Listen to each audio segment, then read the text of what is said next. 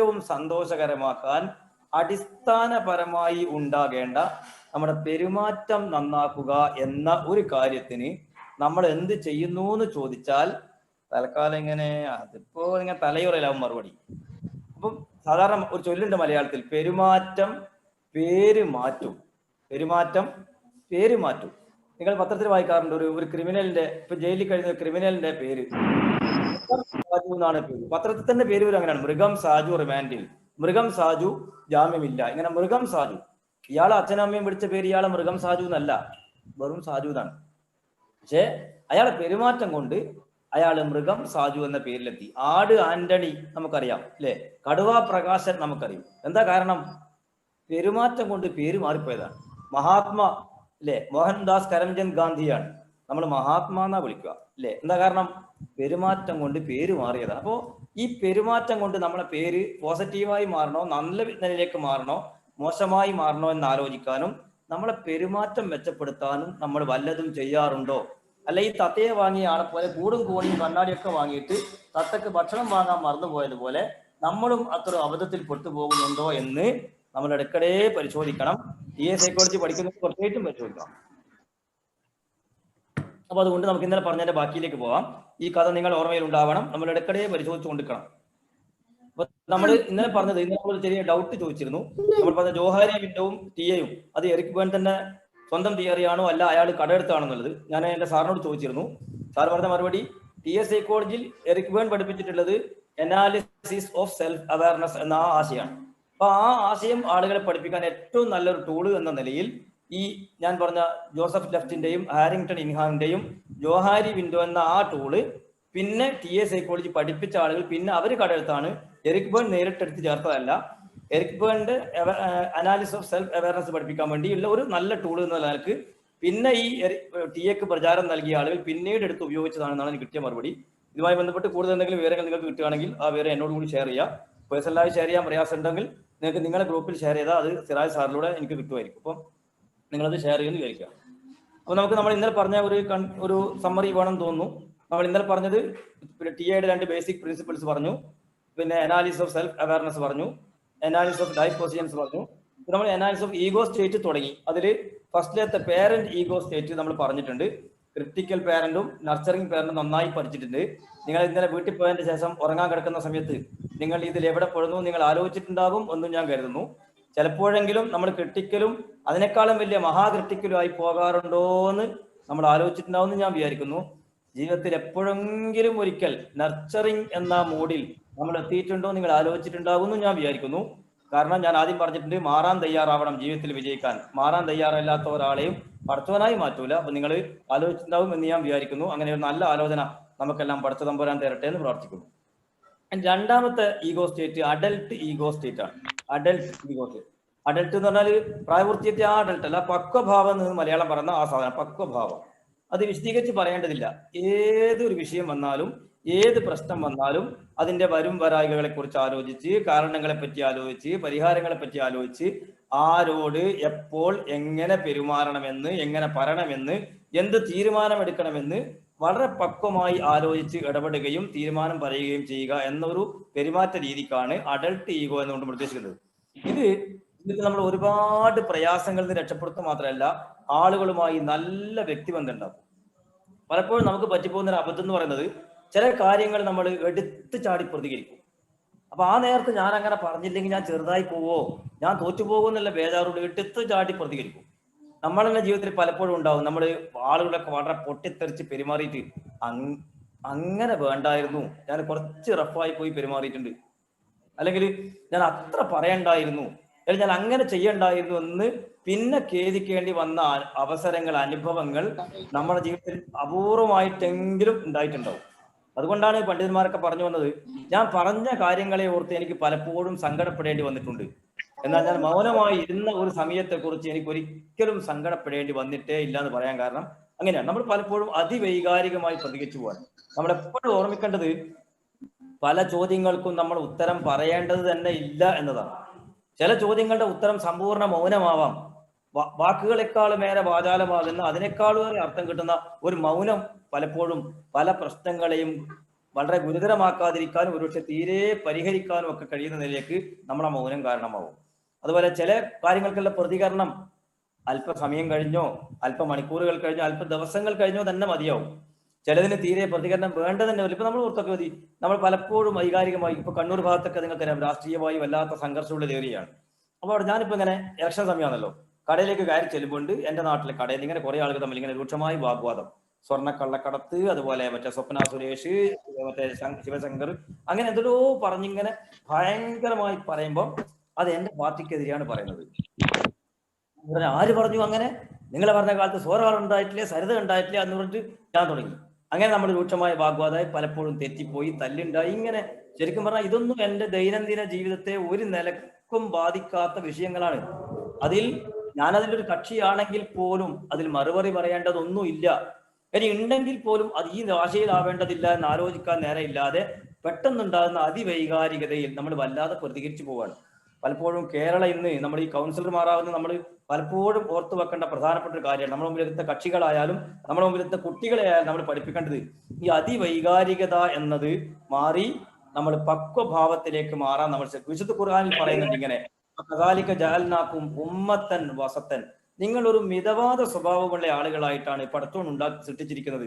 അത് നിങ്ങൾ തകൂനു ശുഹദാ അലന്നാസ്, അങ്ങനെ മിതവാദ സ്വഭാവമുള്ള, പെരുമാറ്റത്തിൽ മിതത്വമുള്ള, ചെലവഴിക്കുന്നതിൽ മിതത്വമുള്ള, വാക്കിലും പ്രവൃത്തിയിലും മിതത്വമുള്ള ആളുകളാവണം എന്ന് പറഞ്ഞാൽ അത് മതി. അതിവൈകാരികത ആവശ്യമില്ല. പലപ്പോഴും കേരളത്തിന്റെ പ്രശ്നം എന്ന് പറയുന്നത് നമ്മളിപ്പോൾ മതപരമായി ആളുകൾ വല്ലാതെ വിഭജിക്കപ്പെട്ടുകൊണ്ടിരിക്കുകയാണ്. എനിക്ക് എന്റെ മതം, നിങ്ങൾ അങ്ങനെ മതത്തിന്റെ പേരിൽ ഭിന്നിക്കപ്പെട്ടുകൊണ്ടിരിക്കുകയാണ്. ഇവിടെ നമ്മുടെ കുട്ടികളെ പഠിപ്പിക്കേണ്ടത്, നമ്മുടെ വരും തലമുറയെ പഠിപ്പിക്കേണ്ടത്, കേരളം ഉണ്ടായി വന്നിട്ടുള്ളത് ഈ ഒരു ചിന്തയിലേ അല്ല. അപ്പുക്കുട്ടൻ വള്ളിക്കുന്ന് എന്ന് പറഞ്ഞ പ്രമുഖനായ എഴുത്തുകാരൻ നിങ്ങൾക്കൊക്കെ പരിചയമുണ്ടാവും. 2 വർഷങ്ങൾക്ക് മുമ്പ് മലപ്പുറം ജില്ലയിൽ ചെറിയ അസ്വാരസ്യം ഉണ്ടായപ്പോൾ ഒരു ലേഖനം എഴുതിയിരുന്നു. മൈത്രി പൂക്കുന്ന മലപ്പുറത്തിന്റെ മണ്ണ് എന്നാണ് ആ ലേഖനത്തിന് അദ്ദേഹം പേര് കൊടുത്തത്. അപ്പുക്കുട്ടൻ വള്ളിക്കുന്നിന്റെ ലേഖനമാണ്. അതില് അദ്ദേഹം ഒരു അനുഭവം പറയുന്നുണ്ട്. അദ്ദേഹത്തിന്റെ അമ്മ അദ്ദേഹത്തിന്റെ വീട്ടിൽ നിന്ന് ഇടയ്ക്കിടെ മക്കളോട് പറയാറുണ്ടായിരുന്ന ഒരു അനുഭവം അതിങ്ങനെയാണ്. ഒരു ദിവസം അമ്മയും ഈ അപ്പുക്കുട്ടൻ വള്ളിക്കുന്നിന്റെ അമ്മയും 2 സഹോദരിമാരും കടലുണ്ടിപ്പുഴയിൽ നിന്ന് കുളിച്ചു കൊണ്ടിരിക്കുകയാണ്. അമ്മ വസ്ത്രങ്ങൾ അലക്കുന്നു, ഈ അപ്പുക്കുട്ടൻ വള്ളിക്കുന്നിന്റെ 2 സഹോദരിമാർ പുഴയിൽ ഇങ്ങനെ കുളിച്ചു കൊണ്ടിരിക്കുന്നു. അന്ന് കടലുണ്ടിപ്പുഴയിൽ മുതലകൾ ഉണ്ടായിരുന്ന സമയമാണ്. അപ്പോൾ കുളിക്കുന്നതിന്റെ ഇടയിലാണ് ഈ അമ്മ കാണുന്നത്, ഈ കുളിക്കുന്ന 2 സഹോദരിമാർക്ക് നേരെ 2 മുതലകൾ ഇങ്ങനെ ഓട്ടി വരികയാണ്. ശരവേഗതയിൽ 2 മുതലകൾ വരികയാണ്. അപ്പോ ഈ മുതലകളെ വായിൽ നിന്ന് സ്വന്തം മക്കളെ രക്ഷപ്പെടുത്താനാവൂല എന്ന് ഉറപ്പ് വന്ന നേരത്ത് ഈ അമ്മ അപ്പുക്കുട്ടൻ വള്ളിക്കുന്ന് പറയണം, അമ്മ 2 കൈകളും നെഞ്ചത്തടിച്ച് ഇങ്ങനെ വിളിച്ചു പറഞ്ഞു, മമ്പർത്ത തങ്ങളെ എന്റെ മക്കളെ കാക്കണേ, മമ്പർത്ത തങ്ങളെ എന്റെ മക്കളെ അപ്പുക്കുട്ടൻ വള്ളിക്കുന്ന് എന്ന ഹിന്ദു സഹോദരന്റെ ഹിന്ദുവായ അമ്മ താൻ വിശ്വസിക്കാത്ത മറ്റൊരു മതത്തിലുള്ള പുണ്യപുരുഷനെ വിളിച്ചിട്ട് പറയാണ്, മമ്പറത്ത തങ്ങളെ എന്റെ മക്കളെ കാക്കണേ. എന്നിട്ട് അപ്പുക്കുട്ടൻ വള്ളിക്കുന്ന് പറയുന്നത്, എന്തതിശയം. അപ്പുക്കുട്ടൻ വള്ളിക്കുന്ന് അതേ വാക്കാണ് ഞാൻ പറയുന്നത്, എന്തതിശയം, അമ്മ ഇത് പറഞ്ഞു തീരേണ്ട താമസം, മുതലകൾ വന്ന വേഗതയിൽ തിരിച്ചു പോകുന്നു. പേടിച്ചരണ്ട എന്റെ സഹോദരിമാർ ഓടി കരയിലേക്ക് കയറി. എന്റെ അമ്മ അവരെ 2 പേരെയും കെട്ടിപ്പിടിച്ച് ഏറെ നേരം കരഞ്ഞു. ഇതാണ് മലപ്പുറം. ഒരു പ്രതിസന്ധി ഘട്ടം വരുമ്പം മതം നോക്കാതെ സഹായത്തിന് വിളിക്കുന്ന ആ മനസ്സ്. നിങ്ങൾ കെ.പി. രാമനുണ്ണിയെ പരിചയം ഉണ്ടാവും, നല്ലൊരു എഴുത്തുകാരൻ. അദ്ദേഹത്തിന്റെ ഒരു അനുഭവം അദ്ദേഹം പറയുന്നുണ്ട്. അദ്ദേഹത്തിന്റെ ചെറുപ്പത്തിൽ അച്ഛൻ മരിച്ചുപോയാലാണ് കെ.പി. രാമനുണ്ണി. അദ്ദേഹത്തിന്റെ അയൽപക്കത്ത് അബ്ദുള്ള ഹാജി എന്ന് പറഞ്ഞ ഒരാളെ വീടുണ്ട്. അബ്ദുള്ള ഹാജിന്റെ മകൻ കയ്യൂം ഈ കെ.പി. രാമനുണ്ണിന്റെ സഹപാഠിയാണ്, ഒരേ പ്രായക്കാരാണ്, ഒന്നിച്ച് പഠിക്കുന്ന ആളാണ്.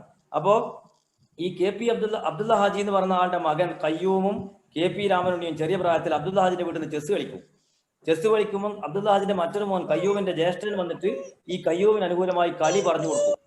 ഇത് കാണുന്ന അബ്ദുള്ള ഹാജി ഓടി വന്ന് കെ.പി. രാമനുണ്ണി എന്ന് പറയുന്ന അയൽവാസിയായി കുട്ടിക്ക് കളി പറഞ്ഞു കൊടുത്ത് തന്റെ മകൻ കയ്യൂമിനെ പരാജയപ്പെടുത്തും.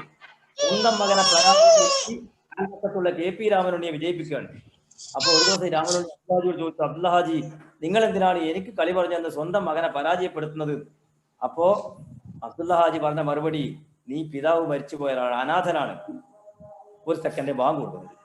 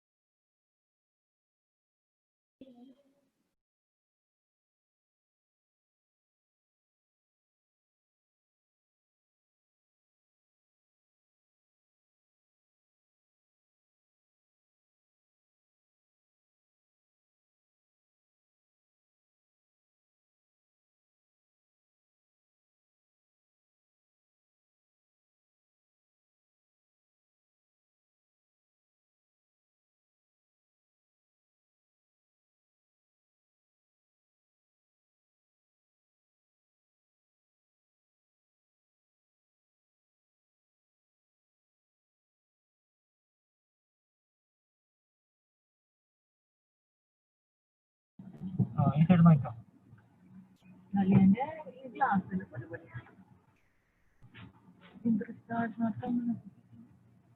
ഡ്രൈവിംഗ് ആരെ തണുണ്ടാകും.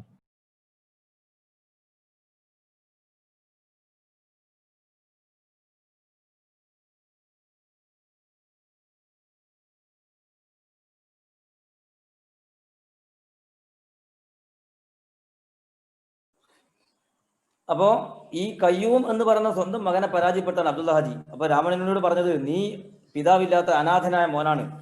അനാഥ മക്കളുടെ മുന്നിൽ വെച്ച് സ്വന്തം മക്കളെ ലാളിക്കാൻ പാടില്ല എന്ന് എന്റെ നബി എന്നെ പഠിപ്പിച്ചിട്ടുണ്ട്, എന്റെ മതം എന്നെ പഠിപ്പിച്ചിട്ടുണ്ട്. അതുകൊണ്ട് എന്റെ മൂത്ത മകൻ അനിയന് വേണ്ടി, കയ്യൂമിന് വേണ്ടി അനുകൂലമായി കളി പറഞ്ഞ് നിന്നെ പരാജയപ്പെടുത്തുന്നത് എന്റെ മതവിശ്വാസ പ്രകാരം ശരിയല്ല. അതുകൊണ്ട് നീ വിജയിക്കണം, അതിനാണ് നിന്നെ ഞാൻ വിജയിപ്പിക്കുന്നത്. ഇതാണ് കേരളത്തിന്റെ മനസ്സ്. ഈ ഒരു മനസ്സിലേക്ക് പുതിയ തലമുറയെ ഉണ്ടാക്കിയെടുക്കാൻ അവർക്ക് വൈകാരികമായ പക്വത, എടുത്തുചാട്ടമില്ലാത്ത കാര്യങ്ങൾ വിവേകപൂർവ്വം അന്വേഷിച്ചറിഞ്ഞ് എന്ത് ചെയ്യണമെന്ന്, എപ്പോൾ ചെയ്യണമെന്ന്, എങ്ങനെ ചെയ്യണമെന്ന്, ആരോട് എങ്ങനെ പെരുമാറണമെന്നുള്ള ഒരു വിവേകപൂർവമായ പെരുമാറ്റത്തിലേക്ക് ആളുകളെ എത്തിക്കുക എന്നതാണ് നമ്മുടെ പോലുള്ള ആളുകളുടെ ബാധ്യത എന്ന് നമ്മൾ അറിയണം. അപ്പോൾ വൈകാരികമായ പക്വത ഉണ്ടാവണം, എടുത്തുചാട്ടമില്ലാത്ത, അമിതമായ വികാര പ്രകടനങ്ങളില്ലാത്ത, പൊട്ടിത്തെറികളില്ലാത്ത ഒരു വൈകാരിക പക്വതയിലേക്ക് എത്തുക. അതാണ് ഈ അഡൽട്ട് ഈഗോ എന്ന് പറയുന്നതാണ് പക്വഭാവം. കാര്യങ്ങളെ പക്വമായി എങ്ങനെ, എപ്പോൾ, ആരോട്, ഏത് രൂപത്തിൽ എന്നൊക്കെ തുടങ്ങി കാര്യങ്ങളെ പറ്റി അന്വേഷിച്ച്, കാരണങ്ങളെ പറ്റി അന്വേഷിച്ച്, അതിന്റെ പരിഹാരം എന്താണ് എന്ന് അന്വേഷിച്ച്, ഇനി അതിനേക്കാൾ മികച്ച മറ്റെന്തെങ്കിലും പരിഹാരം ഉണ്ടോ എന്ന് അന്വേഷിച്ച് ഏറ്റവും മികച്ച, ഏറ്റവും പക്വമായ ഒരു രീതിയിലേക്ക് എത്തുക എന്നതാണ് അഡൽട്ട് ഈഗോ എന്നുകൊണ്ട് ഉദ്ദേശിക്കുന്നത്. അപ്പൊ അതുമായി ബന്ധപ്പെട്ട വിശദമായ ഒരു പഠനത്തിന്റെ ആവശ്യം ഉണ്ടാവില്ല എന്ന് തോന്നുന്നു. ക്രിട്ടിക്കൽ പേരന്റ് എന്നൊക്കെ പറഞ്ഞതിനേക്കാളും കുറച്ചുകൂടി സിമ്പിളായി നമുക്ക് മനസ്സിലാക്കാൻ കഴിയാവുന്ന കാര്യമാണ്.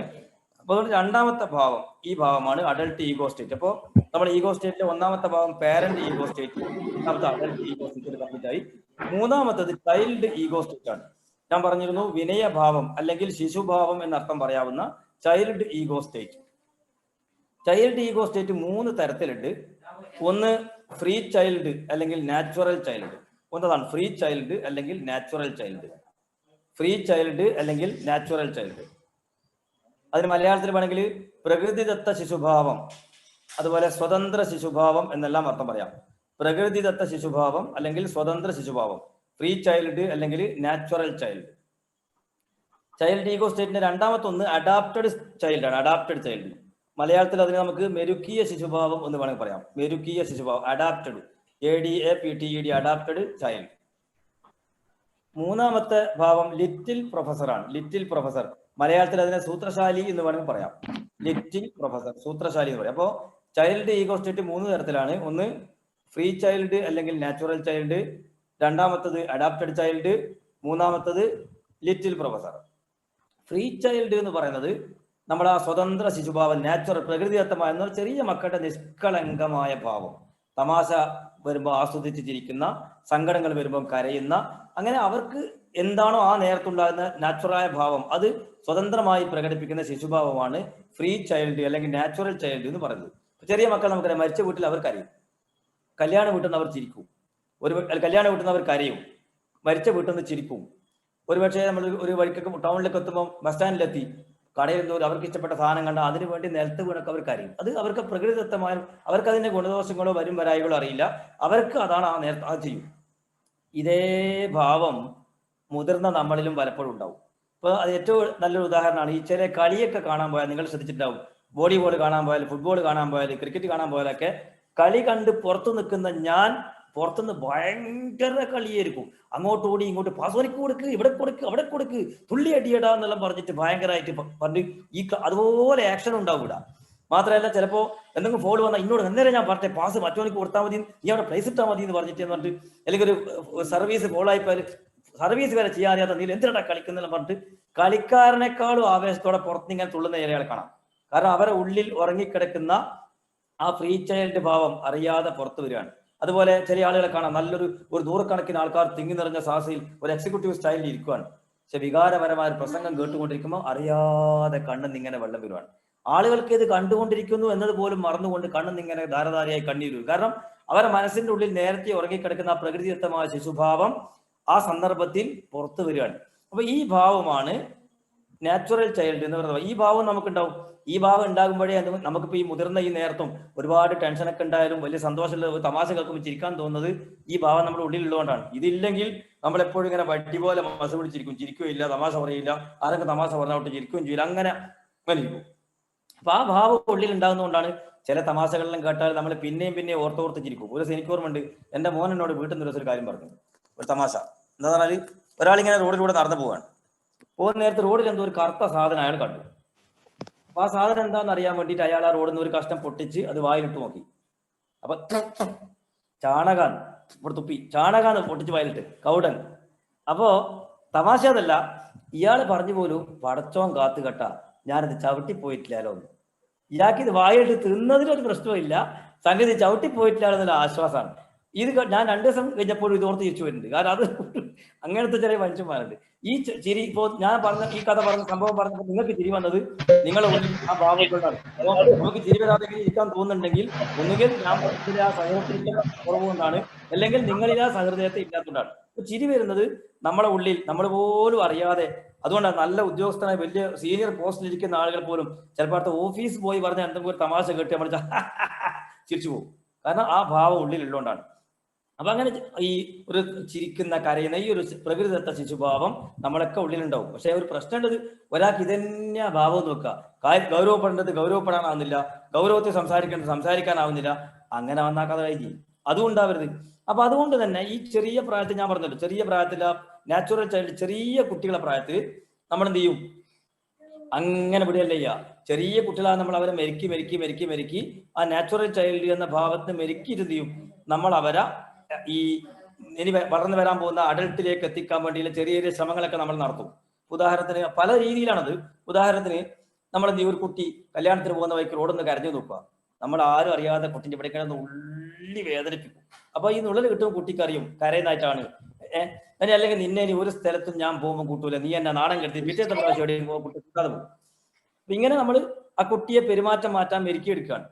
അതുപോലെ ചില ശീലങ്ങൾ നമ്മൾ ആരും പറഞ്ഞു തരാതെ കണ്ടും കേട്ടുമൊക്കെ പഠിക്കും. ഉദാഹരണത്തിന് ഞാൻ പറയാം, ഈ മുസ്ലിങ്ങളായ നമ്മൾ മുണ്ട് ഉടുക്കുന്ന നേരത്ത് മുണ്ടുടുക്കുമല്ലോ, പാന്റിന് പകരം മുണ്ടുടുക്കുന്ന സമയത്ത് നമ്മൾ ഇടത് ഭാഗത്തോട്ടായിട്ടാണ് ആ ഒരു മേലെ വരുന്ന ഭാഗം ഇടത്ത് ഭാഗത്തേക്ക് ഉണ്ടാവുക. അപ്പോ എന്നോട് നിങ്ങൾ എന്ത് ഇടത്തോട്ടാക്കി മുണ്ടുടുക്കുന്ന വെച്ചാൽ അത് ഇപ്പൊ ഇങ്ങനെ എന്റെ ഉപ്പയല്ല എങ്ങനെ ഉടുക്കുന്നതാണ് ഞാൻ കണ്ടതെന്ന് പറഞ്ഞുകൊണ്ട് കൃത്യമായ ഒരു കാരണം പറയാനില്ലാതെ ഉണ്ടാവാം. ചിലപ്പോ ഞാൻ കുറി തൊടുന്നു, ഞാൻ ഇന്ന് ചന്ദനം തൊട്ടു, നാളെ വേറെന്തോ തൊട്ടു, അങ്ങനെ ഉണ്ടോ, വ്യത്യസ്ത സാധനം ഉണ്ടോ. അതെന്താ അങ്ങനെയെന്ന് വെച്ചാൽ അത് അച്ഛനൊക്കെ അങ്ങനെയാണ് ചെയ്യാറില്ല, അമ്മ അങ്ങനെയാണ് ചെയ്യാറെന്ന് പറയുന്ന ആ കണ്ട് പഠിച്ചൊരു ഇതുണ്ടാവും. അങ്ങനെ കുറെ ശീലങ്ങൾ നമ്മൾ കൊണ്ടു നടക്കും. അതുപോലെ ചില സ്വഭാവങ്ങൾ നമുക്ക് സ്കൂളിലൊക്കെ എത്തിയാൽ 1ാം ക്ലാസ് ചേർക്കുന്ന കുട്ടിയല്ല 4ലെത്തും ഉണ്ടാവുക, 4ലുള്ള കുട്ടിയല്ല 7 വിട്ടു. അപ്പൊ അത് ആരും പറയാതെ തന്നെ കുട്ടികളെ കൂട്ടത്തിൽ കൂടുമ്പോഴും കണ്ടും കേട്ടും അനുഭവിച്ചൊക്കെ എന്ത് ചെയ്യും, പല സ്വഭാവങ്ങളും ശീലങ്ങളും നമ്മൾ പുതിയത് പഠിക്കും, പഴയത് നമ്മൾ മാറ്റും, അങ്ങനെയൊക്കെ ഉണ്ടാവും. ഇങ്ങനെ ഈ കുട്ടികൾ നമ്മൾ മെരുക്കിയെടുക്കുന്നതിന്റെ ഇടയിൽ ഒരു ചെറിയ പ്രശ്നം വരും. അതെന്താന്ന് പറഞ്ഞാല്, കുട്ടികളെ എങ്ങനെ മെരുക്കിയെടുക്കണം എന്നതിൽ കൃത്യമായൊരു ധാരണ ഈ രക്ഷിതാക്കൾക്കില്ലെങ്കിൽ അല്ലെങ്കിൽ അധ്യാപകർക്കില്ലെങ്കിൽ ഈ കുട്ടികൾ ഈ നാച്ചുറൽ ചൈൽഡിൽ നിന്ന് അഡാപ്റ്റഡ് ചൈൽഡിലൂടെ എത്തി അഡൽട്ടിലേക്ക് എത്തുന്നതിന് പകരം ഈ അഡാപ്റ്റഡ് ചൈൽഡ് തന്നെ 3 വിഭാഗമായി മാറിപ്പോകും. അതിലൊന്ന് കംപ്ലൈനിങ് ചൈൽഡാണ്. എന്ന് പറഞ്ഞാൽ എപ്പോഴും പരാതി പറയുന്ന, പയ്യാരം പറയുന്ന, ഒന്നിലും തൃപ്തിയില്ലാത്ത, എന്ത് കിട്ടിയാലും. സാധാരണ നമ്മൾ തമാശ പറയുന്നല്ലോ, ഒരാൾ ഒരു കല്യാണത്തിന് പോയാൽ ഏത് പരിപാടിക്ക് പോയാലും എന്തെങ്കിലും ഒരു കുറ്റം പറയും. അപ്പോ ഇദ്ദേഹത്തിന് ഒരിക്കലും കുറ്റം പറയുന്ന ഒഴിവാക്കാൻ വേണ്ടി ഒരു കല്യാണത്തിന് മാക്സിമം സൗകര്യം, ഒരു കുറ്റവും പറയാനില്ലാത്ത അത്ര മികച്ച സംവിധാനങ്ങൾ കല്യാണത്തിൽ ഒരുക്കി. അപ്പൊ കല്യാണമൊക്കെ കഴിഞ്ഞപ്പോൾ ഇദ്ദേഹത്തോട് ചോദിച്ചല്ല എങ്ങനെയുണ്ട് കല്യാണം? കല്യാണമൊക്കെ ഗംഭീരം കല്യാണമായിരുന്നു, പക്ഷെ ചോറ് തിന്നതിന് ശേഷം കൊടുത്ത പഴം അല്പം വലിപ്പം കൂടിപ്പോയി, അത്ര വലുത് വേണ്ടായിരുന്നു, കുറച്ച് ചെറിയ പഴമായിരുന്നു മതിയെന്ന്. അതാണ് അവിടെയും അയാളെ കുറ്റം കണ്ടുപിടിച്ചു. എന്നാൽ കംപ്ലൈനിങ് ചൈൽഡാണ്. എന്ത് മാക്സിമം പെർഫെക്ഷൻ ഉണ്ടായാലും എന്തെങ്കിലും കുറ്റം അതിൽ അയാൾ കാണും. അപ്പൊ അങ്ങനെ അതാണ് ഇപ്പൊ തന്നെ നോക്കൂ നിങ്ങൾ. അപ്പോൾ ആ ഒരു കംപ്ലൈനിങ് ചൈൽഡ് എന്നതിലേക്ക് ഞാൻ പറഞ്ഞ ഫ്രീ ചൈൽഡിൽ നിന്ന് അഡാപ്റ്റഡ് ചൈൽഡിലൂടെ അഡൽട്ടിലേക്ക് എത്തേണ്ട സ്ഥാനത്ത് ഈ അഡാപ്ഷൻ വരുന്നിട്ട് പ്രശ്നം വന്നാൽ ഈ കുട്ടി ഇങ്ങനെ കംപ്ലൈനിങ് ആയി മാറാം. എപ്പോഴും പരാതി പറയുന്ന, പയ്യാരം പറയുന്ന, ഒന്നും തൃപ്തിയില്ലാത്ത ഒരു ആൾ. അല്ലെങ്കിൽ രണ്ടാമത്തെ ഒരു ചൈൽഡ് കോംപ്ലിയന്റ് ചൈൽഡ് എന്ന് പറയും. എന്ന് പറഞ്ഞാൽ മലയാളത്തിൽ തന്നെ അനുസരണ കുട്ടി എന്ന് പറയും. എന്ന് പറഞ്ഞാൽ ആള് പച്ചപ്പാവം, കണ്ടാ പച്ചപ്പാവം, പക്ഷെ നമ്മൾ പറയില്ലേ എലിയെ പോലെ ഇരിക്കുന്നവനൊരു പുലിയെ പോലെ വരുന്നത് കാണാമെന്ന് പറഞ്ഞ പോലെ അവസരം കിട്ടിയാൽ ഇവന്റെ ഉള്ളിലുള്ള പകയും വെറുപ്പും ഒക്കെ പ്രകടിപ്പിക്കും. നമ്മൾ മാഷോട് വെറുപ്പുണ്ടെങ്കിൽ മാഷ് കാണാതെ മാഷിന്റെ വണ്ടിന്റെ ടയറിന്റെ കാറ്റയക്കുക, മാഷിന്റെ കാറിന്റെ മേലെ ആണി കൊണ്ട് വരഞ്ഞു വിട്ടുക, മാഷിനെ പറ്റിയോ കുട്ടിയെ പറ്റിയോ ബോർഡ് മേലെ എന്തെങ്കിലും എഴുതി വെക്കുക.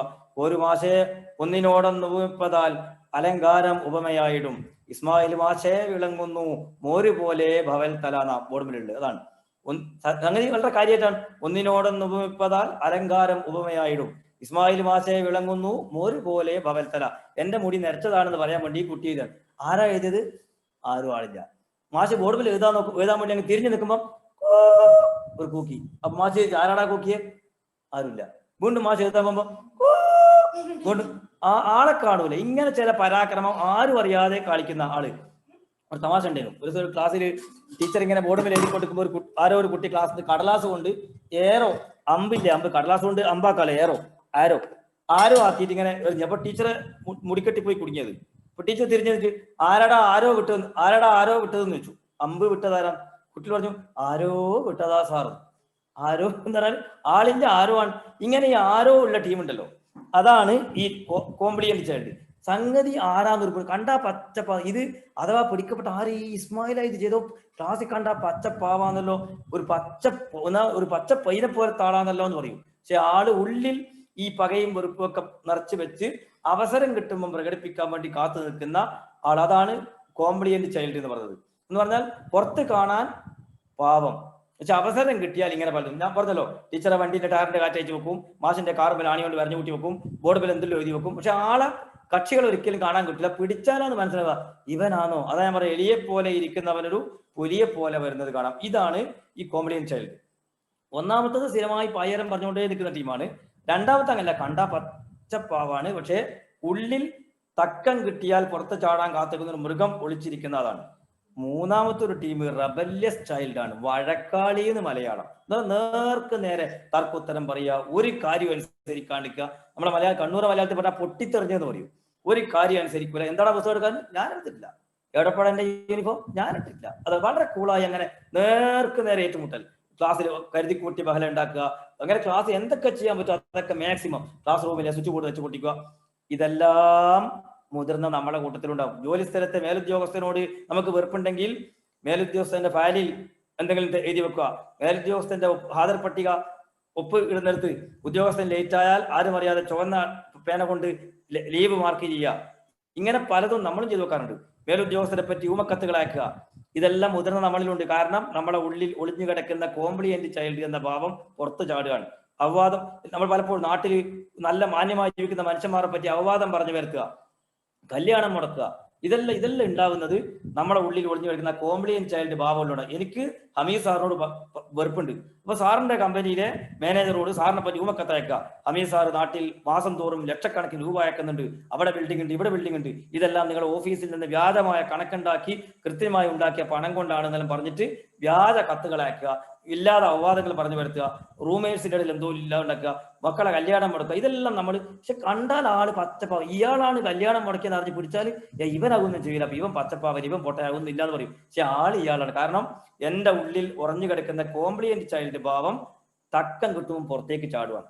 അപ്പൊ ഈ ഭാവമുണ്ട്. മൂന്നാമത്തെ ഭാവം ഞാൻ പറഞ്ഞ അതല്ല, നേർക്ക് നേരെ ആമി സാറിന് ഞാൻ ഒരു പാഠം പഠിപ്പിച്ച് അടങ്ങൂ എന്ന് പറഞ്ഞുകൊണ്ട് തന്നെ ഏറ്റുമുട്ടാൻ വരികയാണ്. ആ ടീച്ചറെ ഇനി ഞാൻ പാടെടുക്കാൻ വിടൂല, അല്ലെങ്കിൽ ആ ക്ലാസ് ഞാൻ ഉഴപ്പിയേ അടങ്ങും, എന്താ എന്നെ ചെയ്ത് നോക്കട്ടെ എന്ന് പറഞ്ഞ് നേർക്ക് നേരെ വെല്ലുവിളിക്കുന്ന ഭാവമാണ്. ഈ പറഞ്ഞ മൂന്ന് ഭാവം, compliant child, complaining child, rebellious child, മൂന്നും അഡാപ്റ്റഡ് ചൈൽഡിന്റെ വേറൊരു വകഭേദമാണ്. അത് ഉണ്ടാവുന്നത് ഞാൻ പറഞ്ഞ നേരത്തെ ഉള്ള ഫ്രീ ചൈൽഡ് ഭാവത്തിൽ നിന്ന് കുട്ടികളെ മെരുക്കി അഡാപ്റ്റഡ് ചെയ്ത് അഡൽട്ടിലേക്ക് എത്തിക്കുന്നിടത്ത് വന്ന പാകപ്പിഴവാണ്. അതുകൊണ്ടാണ് നിങ്ങൾ ഈ കൗൺസിലിംഗ് കോഴ്സിന്റെ ഭാഗമായി ചൈൽഡ് സൈക്കോളജി നിങ്ങൾക്ക് പഠിക്കാനുണ്ടാകും എന്ന് ഞാൻ വിചാരിക്കുന്നു. ആ ചൈൽഡ് സൈക്കോളജി ഉണ്ടെങ്കിൽ എന്തുകൊണ്ടാണ് കുട്ടികൾ പ്രശ്നക്കാരായി പോകുന്നത്, അതിന്റെ കാരണങ്ങൾ എന്തൊക്കെയാണ്, പ്രതിവിധി എന്തൊക്കെയാണെന്നൊക്കെ വിശദമായി പഠിക്കുമായിരിക്കും. നിങ്ങൾ കോഴ്സിന്റെ ഭാഗമായിട്ട് ഉണ്ടോയെന്ന് എനിക്കറിയില്ല. പലപ്പോഴും ഈ നമ്മുടെ യൂണിവേഴ്സിറ്റി കോഴ്സുകൾ തന്നെ പലപ്പോഴും സബ്ജക്റ്റുകൾ ഈ മാറി വരുന്നുണ്ട് പലപ്പോഴും. അപ്പൊ അതുകൊണ്ട് തന്നെ ഉണ്ടോ ഈ ബാച്ച് അത് ഉണ്ടോന്ന് അറിയില്ല. ഉണ്ടെങ്കിൽ നിങ്ങളത് പഠിക്കൂ, ഇല്ലെങ്കിൽ നിങ്ങളത് പഠിക്കണം. നമ്മളെ മക്കൾ എന്തുകൊണ്ട് പ്രശ്നക്കാരായി പോകുന്നു, നമ്മൾ അവരോട് എങ്ങനെയാണ് ഇടപെടേണ്ടത്, ഓരോ പ്രായത്തിലും കുട്ടികളോട് ഇടപെടേണ്ട രൂപ എങ്ങനെയാണെന്നൊക്കെയുള്ള കാര്യങ്ങൾ വിശദമായി നിങ്ങൾ പഠിക്കണം. അങ്ങനെ വരുമ്പം നമ്മുടെ സ്വന്തം മക്കളും മിക്കവാറും അധ്യാപകരൊക്കെ ഉണ്ടാവും, അതുപോലെ നമ്മൾ അധ്യാപകരെ ആൾക്കാരും. അതിന്റെ അപ്പുറത്ത് കൗൺസിലേഴ്സ് എന്ന നിലയിൽ കൃത്യമായി ഒരു കുട്ടി നമ്മുടെ മുമ്പിൽ വന്നാൽ ഈ കുട്ടി കോംപ്ലിയന്റ് ആണോ, റബല്യസ് ആണോ, അല്ലെങ്കിൽ കംപ്ലൈനിങ് ആണോ, ഫ്രീ ചൈൽഡ് ആണോ, നാച്ചുറൽ ചൈൽഡ് ആണോ എന്നൊക്കെ മനസ്സിലാക്കാൻ നമുക്ക് ഇപ്പോൾ നിങ്ങൾക്ക് ഓർമ്മയുണ്ടെന്ന് പറയാം, കണ്ണൂർ സൗമ്യ എന്നൊരു സ്ത്രീ ഉണ്ടായിരുന്നു. ഭർത്താവിനെയും അച്ഛനെയും അമ്മയെയും മക്കളെയൊക്കെ കൊന്ന് കണ്ണൂർ സെൻട്രൽ ജയിലിൽ വെച്ച് ആത്മഹത്യ ചെയ്ത സൗമ്യ എന്ന ആ സ്ത്രീ വളരെ വിദഗ്ധമായി ഉദ്യോഗസ്ഥരെയൊക്കെ കളിപ്പിച്ചിരുന്നു. പക്ഷെ ആ സ്ത്രീയെ പോലീസുകാർ ചോദ്യം ചെയ്ത് പിടിച്ചെങ്ങനെ നിങ്ങള് അവരെ ചോദ്യം ചെയ്യുന്നതിനിടയിൽ ഓട്ടോമാറ്റിക്കായി ഒരു സമയത്ത് അവരുടെ വാക്കുകൾക്ക് പതർച്ച വന്നു, കണ്ണുനീരിന്റെ നനവ് വന്നു. അപ്പൊ മനസ്സിലായി ഈ സൗമ്യ എന്ന് പറഞ്ഞ ക്രിട്ടിക്കൽ പേരന്റ് ഭാവത്തിലുണ്ടായിരുന്ന സ്ത്രീ ഫ്രീ ചൈൽഡിലേക്ക് വരികയാണ് ബോധ്യം വന്നു. അപ്പൊ ആ വാക്കുകൾ പതർച്ച വന്നപ്പം, കണ്ണീരിന്റെ നനവ് കണ്ടപ്പം, നേരത്തെ ഉണ്ടായിരുന്ന വളരെ വിദഗ്ധമായി തർക്കുത്തരങ്ങളും മറ്റൊക്കെ പറഞ്ഞ് പോലീസ് ഉദ്യോഗസ്ഥരെ കബളിപ്പിച്ച ക്രിട്ടിക്കൽ പേരന്റ് എന്ന ആ ഭാവത്തിൽ നിന്ന് സൗമ്യ ഫ്രീ ചൈൽഡ് ഭാവത്തിലേക്ക് ഇറങ്ങി വരികയാണെന്ന് പോലീസുകാർക്ക് മനസ്സിലായി. വളരെ വിദഗ്ധമായി ആ ഫ്രീ ചൈൽഡ് ഭാവത്തെ പിടിച്ച് ചോദ്യം ചെയ്തപ്പോൾ കാര്യങ്ങൾ മണിമണി പോലെ പറഞ്ഞു.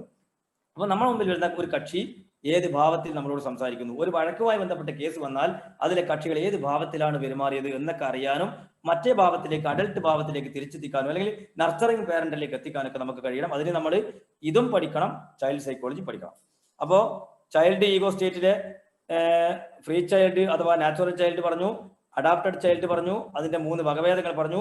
അവസാനത്തെ സാധനം ലിറ്റിൽ പ്രൊഫസർ. ഞാൻ പറഞ്ഞു സൂത്രശാലി.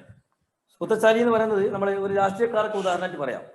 എങ്ങനെ വീണാലും 4 കാലിൽ വീഴുക എന്ന് പറയില്ലേ, എങ്ങനെ വീണാലും 4 കാലിൽ വീണ അങ്ങനെയുള്ള ആ ഭാവം. എന്നാൽ ഒരിക്കലും അയാൾ ഒരു സ്ഥലത്തും കുടുങ്ങൂല, എവിടെയും രക്ഷപ്പെടും. ഒരു ഉദാഹരണം പറയാം. ഒരു ദിവസം കുട്ടി ഒരു 11:30 മണിക്കുണ്ട് സ്കൂളിൽ ഇങ്ങനെ കയറി വരുന്നു. ഒരു 11:30 മണിക്ക് അപ്പൊ പ്രിൻസിപ്പാൾ വിളിച്ചിട്ട് എന്താടാ ലേറ്റായെന്ന് വെച്ചു. അത് സാർ ഞാൻ വരുന്ന വഴിക്ക് ഒരു ബോർഡ് കണ്ടു, ഒരു ട്രാഫിക് ബോർഡ് കണ്ടു, അപ്പൊ അങ്ങനെയാ ലേറ്റായി പോയെന്ന് പറഞ്ഞു. അതെങ്ങനെയാടാ അപ്പോടെ ട്രാഫിക് ബോർഡ് കണ്ടാ നീ ലേറ്റ് ആകുമെന്ന് ചോദിച്ചു. സാർ ആ ബോർഡിൽ എഴുതി വെച്ചൊരു വാചകം, അതുകൊണ്ടാണ് ലേറ്റ് ആയതെന്ന്. എന്ത് വാചകടാ? ആ ട്രാഫിക് ബോർഡിൽ എഴുതിയിട്ടുണ്ട് school ahead go slow, school ahead go slow. അപ്പം അടുത്ത സ്കൂളുണ്ട്, അതുകൊണ്ട് വളരെ സാവകാശം പോയാൽ മതി എന്ന് ബോർഡിലുണ്ട്. അപ്പൊ അതുകൊണ്ട് വളരെ സാവകാശം പതുക്കെ പതുക്കെ പതുക്കെ നടന്നു വന്നു. 11:30 ആയിപ്പോയി. സംഗതി അതല്ല, ഫസ്റ്റ് അവർ ക്ലാസ് ടീച്ചർ ഞാനാണ്. എന്റെ നായാട്ട് സഹിക്കാൻ കഴിയാന്നിട്ട് പണ്ടാരടങ്ങട്ടെ എന്ന് കരുതിയിട്ട് എന്റെ ഒഴിവാക്കാൻ വേണ്ടി കുട്ടി ലേറ്റ് ആയതാണ്. പറയുന്ന കാരണം എന്താണ്? ട്രാഫിക് ബോർഡ് കറക്റ്റല്ലേ മറുപടി, ഒന്നും പറയാൻ കഴിയില്ല. ട്രാഫിക് ബോർഡ് മേലുള്ളത് സ്കൂൾ ഹെഡ് ഗോ സ്ലോ എന്നാണ്. വാഹനങ്ങൾ പതുക്കെ പോകണമെന്ന് അതിലില്ല, സ്കൂൾ അടുത്തുള്ളതുകൊണ്ട് വളരെ പതുക്കെ. ആ കുട്ടി വളരെ സാവകാശം നടന്ന് നിങ്ങൾക്ക് ഇത് പറയാം കേട്ടാ. ഇതിലേതും ടീച്ചേഴ്സ് ഉണ്ടെങ്കിൽ സ്കൂളിൽ ഇപ്പോൾ സ്കൂൾ തുറക്കുന്ന നേരത്ത് 17-ാം തീയതി സ്കൂൾ തുറക്കല്ലോ, സ്കൂൾ തുറക്കുന്ന നേരത്ത് സ്കൂളിൽ പോയിട്ട് പ്രിൻസിപ്പളിന് അങ്ങനെ പറയാം, എന്തേ ലേറ്റ് ആയി, ഇങ്ങനെ ബോർഡ് കണ്ടിട്ട് ലേറ്റ് ആയതാന്ന് പറയാം. പൊതുവെ ടീച്ചർമാരെ പറ്റി വേറൊരു പരാതി, ഇപ്പോ കേരളത്തിൽ ബസ്സിന്റെ ഒക്കെ പെയിന്റ് ഏകീകരിച്ചല്ലോ അല്ലേ, ബസ്സിന്റെ പെയിന്റ് ഏകീകരിച്ചു. അതിന്റെ ഒറ്റ കാരണം എന്താ പറഞ്ഞാൽ എല്ലാ അധ്യാപികമാരും സ്കൂളിൽ 12 മണി 1 മണി 2 മണിക്കാണ് അവർ എത്തുന്നത്. അപ്പം എല്ലാ സ്കൂളിന്റെ ഹെഡ് മാസ്റ്റർമാർ വിദ്യാഭ്യാസ മന്ത്രിക്ക് പരാതി കൊടുത്തു. അത് കാരണം അന്വേഷിക്കുമ്പോൾ എന്താ കാരണം എന്ന് പറഞ്ഞാൽ സാരിക്കൊത്ത ബസ് കിട്ടുന്നില്ല. നമ്മൾ രാവിലെ 8 മണിക്ക് ബസ് നോക്കുമ്പോൾ ആ ബസ് വന്നു നോക്കാം, എന്റെ സാരിക്കൊത്ത, അതിന് നിറം എന്റെ സാരിക്കൊത്തല്ല. അങ്ങനെ നോക്കുമ്പോൾ 12 മണിക്കാണ് സാരിക്കൊത്ത ബസ് കിട്ടിയത്. അപ്പോൾ സ്കൂളിൽ എത്തി. അപ്പോൾ നോക്കി ഇപ്പോൾ ഈ പെയിന്റ് ആയതുകൊണ്ട് ആ സാരിയിൽ ഈ നിറത്തിൽ ഏതെങ്കിലും നിറം എന്തായാലും സാരിയിലോ ചുരിദാറിലോ ഉണ്ടാവും. അതുകൊണ്ട് ഇപ്പോൾ ആരും ലേറ്റ് ആയാലും ഇല്ലല്ലോ. ഇപ്പൊ കൃത്യം 9:40 9:35 എല്ലാവരും സ്കൂൾ റെഡിയാണ്. അപ്പോൾ ഇപ്പൊ നിങ്ങൾക്ക് ചിരി വരുന്നുണ്ട്, കാരണം നിങ്ങളുടെ ഉള്ളിലെ നാച്ചുറൽ ഫ്രീ ചൈൽഡ് ആണ്.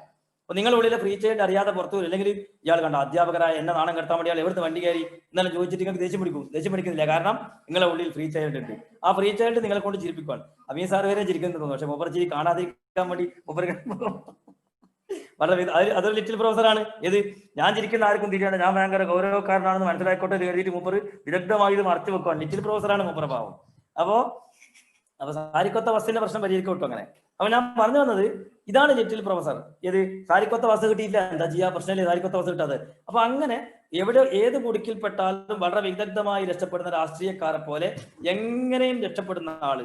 നമ്മൾ ഈ കലക്കലെ മുഷൂന്നരം പറയുമ്പോൾ അങ്ങനെ പിടിക്കാൻ കിട്ടില്ല, അതിന് വൈദ്യ പോകുന്നതുകൊണ്ട് അങ്ങനെ പോകുന്നത്, അതാണ് ലിറ്റിൽ പ്രൊഫസർ. നമ്മുടെ സ്കൂളിലൊക്കെ ഇഷ്ടംപോലെ കുട്ടികളുണ്ടാവും അങ്ങനത്തെ. അപ്പോ ഒരു ചങ്ങായി ഞാൻ പറഞ്ഞില്ലേ, ഒരു മാഷ് ഒരു കുട്ടീനോട് ഒരു ജീവിതത്തിൽ കണ്ട ഏറ്റവും രസകരമായ സംഭവത്തെ പറ്റി ഒരു പാരഗ്രാഫിൽ എഴുതാൻ വേണ്ടി പറഞ്ഞു. അപ്പോ എല്ലാവരും പരമ്പരായി എഴുതുവാണ്, ഒരു കുട്ടി മാത്രം എഴുതാതെ വെറുതെ ഇങ്ങനെ ഇരിക്കുവാണ്. എന്താന്ന് മോനെ എന്റെ മോനെ എഴുതാത്തെന്ന് വെച്ചു. സാർ, ജീവിതത്തിൽ ഞാൻ കണ്ട ഏറ്റവും രസകരമായ സംഭവത്തെ പറ്റി എഴുതാൻ എനിക്ക് വാക്കുകളില്ല സാർ എന്ന് പറഞ്ഞു. ശരിയാണ്, വാക്കുകളിലേക്ക് എഴുതാൻ കഴിയില്ലല്ലോ, പറയാൻ വാക്കുകൾ കിട്ടുന്ന അത്രയും രസകരമായ സംഭവമാണ്. അപ്പോൾ ഈ കുട്ടി എന്താ മാഷ് ചെയ്യാ? വേറെ രസമുണ്ട്, ഒരു മാഷ് ടീച്ചർ, ഇവിടെ ആരും ടീച്ചർമാരുണ്ട്, എന്നെ എറിയില്ലല്ലോ, കൈ കിട്ടിയ സാധനത്തെ എന്നെ എറിയില്ല. അപ്പോ ഒരു ടീച്ചർ കുട്ടീനോട് ഡേയിൽ അവസാനിക്കുന്ന ഒരു വാക്ക് പറയാൻ പറഞ്ഞു. ഡേയിൽ അവസാനം ഒരു കുട്ടി ആനുവൽ ഡേ എന്ന് പറഞ്ഞു, വാ, കറക്റ്റ് ആണ് ആനുവൽ ഡേ. മറ്റേ കുട്ടി ബർത്ത്ഡേ എന്ന് പറഞ്ഞു, വാ. മൂന്നാമത്തെ ഈ കുട്ടി പറഞ്ഞു എന്തുവാടേ എന്തുവാടേന്ന് പറഞ്ഞു. എന്തുവാടേന്ന് പറഞ്ഞാൽ അടേ തന്നെയല്ലേ, ടീച്ചർ DAY എന്ന് പറഞ്ഞല്ലോ. അപ്പോൾ ആനുവൽ ഡേ, ബർത്ത്ഡേ എന്തുവാടേന്ന് ചോദിച്ചു. അതാണ് ലിറ്റിൽ പ്രൊഫസർ. അപ്പോൾ മാസ്ക് ഒരു താങ്ങലാവുകയും ചെയ്ത് ഉത്തരം പറയുകയായി. ഒന്നും പറയാൻ കഴിയില്ല മാസ്ക്. ഓനക്ക് സമ്മാനം കൊടുക്കാനേ പറ്റൂ, കാരണം ഓനാണ് പുലി, ലിറ്റിൽ പ്രൊഫസറാണ്. അപ്പൊ ഈ ഭാവം നിങ്ങളെല്ലാം ഈ അമീർ സാറിലും കമ്പനിയെ പറ്റി എന്തെല്ലാം അവിടെ GM-നോട് പറയലുണ്ടല്ലോ, സാർ സുകാര്യം ചോദിച്ചാലേ പറയലുണ്ടാവും അല്ലെ. അപ്പൊ നിങ്ങൾ അതുപോലെ നിങ്ങൾ ബാക്കിയുള്ള ആൾ എന്തെല്ലാം ഉപാധികൾ പറയലുണ്ടാവും, കണ്ണുനീര് ഒലിപ്പിച്ച് തൊണ്ടയിടറിക്കൊണ്ട് എന്തെല്ലാം കാരണങ്ങൾ പറയും നമ്മള്. അപ്പം പോട്ടെ. അപ്പൊ ഞാൻ പറഞ്ഞു വന്നത് ഇതെല്ലാം ഇന്നലെ പറഞ്ഞതിന്റെ ഭാഗമാണ്. തുള്ളൽ കളിയിൽ പലതും പറയും, അതിന്റെ ഭാഗമാണ്. അപ്പൊ ഈ ഭാവം ലിറ്റിൽ പ്രൊഫസർ. ഇപ്പൊ ചൈൽഡ് ഈഗോ സ്റ്റേറ്റും കഴിഞ്ഞു. ചൈൽഡ് ഈഗോ സ്റ്റേറ്റ് ഒന്നുകൂടി പറയാം. 3 തരത്തിലാണ് പ്രധാനമായി child ego state. Free child അല്ലെങ്കിൽ നാച്ചുറൽ ചൈൽഡ്, സ്വതന്ത്ര ശിശുഭാവം അല്ലെങ്കിൽ പ്രകൃതിദത്ത ശിശുഭാവം. 2 അഡാപ്റ്റഡ് ചൈൽഡ് എന്ന് പറഞ്ഞാൽ മെരുക്കിയ ശിശുഭാവം. 3 ലിറ്റിൽ പ്രൊഫസർ സൂത്രശാലി. അപ്പൊ അതിൽ അഡാപ്റ്റഡ് ചൈൽഡിന്റെ 3 വകഭേദമാണ് ഞാൻ പറഞ്ഞത്: കംപ്ലൈനിങ്, കോംപ്ലിയന്റ്, റബല്യസ്. ഇതൊക്കെ നമ്മൾ സ്കൂളിലും നാട്ടിലും നമ്മുടെ വീട്ടിലും കുടുംബത്തിലൊക്കെ ധാരാളം കാണുന്ന തന്നെയാണ്. അപ്പോൾ ഇതാണ് ഈ ഭാവം. അപ്പോൾ പേരന്റ് ഈഗോ സ്റ്റേറ്റ് പറഞ്ഞു, അഡൽട്ട് ഈഗോ സ്റ്റേറ്റ് പറഞ്ഞു, ചൈൽഡും പറഞ്ഞു. ഇനി നമുക്ക് നമ്മൾ ഇതിൽ എവിടെയാണ് നിൽക്കുന്നതെന്ന് പരിശോധിക്കണ്ടേ? ധൈര്യമുണ്ടോ? നിങ്ങൾക്ക് ഒരു ഓഫർ പറയാം. ഈ പരിശോധിക്കുമ്പോൾ കിട്ടുന്ന ഉത്തരം നിങ്ങൾ ലോകത്ത് ഒരാളോടും പറയേണ്ടതില്ല. അതുകൊണ്ട് ചോദ്യത്തിന്റെ ഉത്തരം 100% സത്യാന്തമായി മാത്രമേ നിങ്ങൾ ആരെയും കാണിക്കണ്ട. നിങ്ങൾ മനസ്സിലാക്കി ഉടനെ കത്തിച്ച് കളഞ്ഞാൽ പ്രശ്നമില്ല, എന്നോടും പറയണമെന്നില്ല. നമുക്ക് എഴുതി കൂടെ? നിങ്ങൾ എഴുതുന്ന കടലാസ് ഉണ്ടാവില്ലേ അല്ലേ? കടലാസ് ഉണ്ടെങ്കിൽ നിങ്ങൾ ഏറ്റവും ഒരു കടലാസത്തിന് മേലെ എഴുതുക. കുറെ എഴുതാണ്ട്, അല്ലെങ്കിൽ ഉത്തരം മാത്രം ശരിയിടാനേ മാർക്ക് ഇടാനേ ഉണ്ടാവും. മേലെ നിങ്ങൾ എപ്പോഴും എഴുതുക. എപ്പോഴും ഇത് പെട്ടെന്ന് ചെയ്യും. 40 ചോദ്യത്തിന് ഉത്തരം പറയാനുള്ളത് പെട്ടെന്ന് പറയണം. എപ്പോഴും എഴുതിയിട്ട് അതിന് 2.5 മാർക്ക് എഴുതുക. എപ്പോഴും 2.5 മാർക്ക് എന്ന് പറഞ്ഞാൽ ഇനി പറയാൻ പോകുന്ന ചോദ്യത്തിന് നിങ്ങൾ എപ്പോഴും എന്നാണ് ഉത്തരം ഇടുന്നെങ്കിൽ നിങ്ങൾക്ക് 2.5 മാർക്ക് കിട്ടുന്നതാണ്. പിന്നെ പൊതുവായി എന്നെഴുതുക. 2 മാർക്ക് എന്നെഴുതുക. പൊതുവായി 2 മാർക്ക്. എത്ര ആളിപ്പോ നിലവിലുള്ള ആളെ പോയി തീർന്നിട്ടില്ലല്ലോ? 51 ആളുണ്ടല്ലേ. പൊതുവായി എന്നതിന് 2 മാർക്ക്. അടുത്തത് ചിലപ്പോൾ എന്നതിന് 1 മാർക്ക്.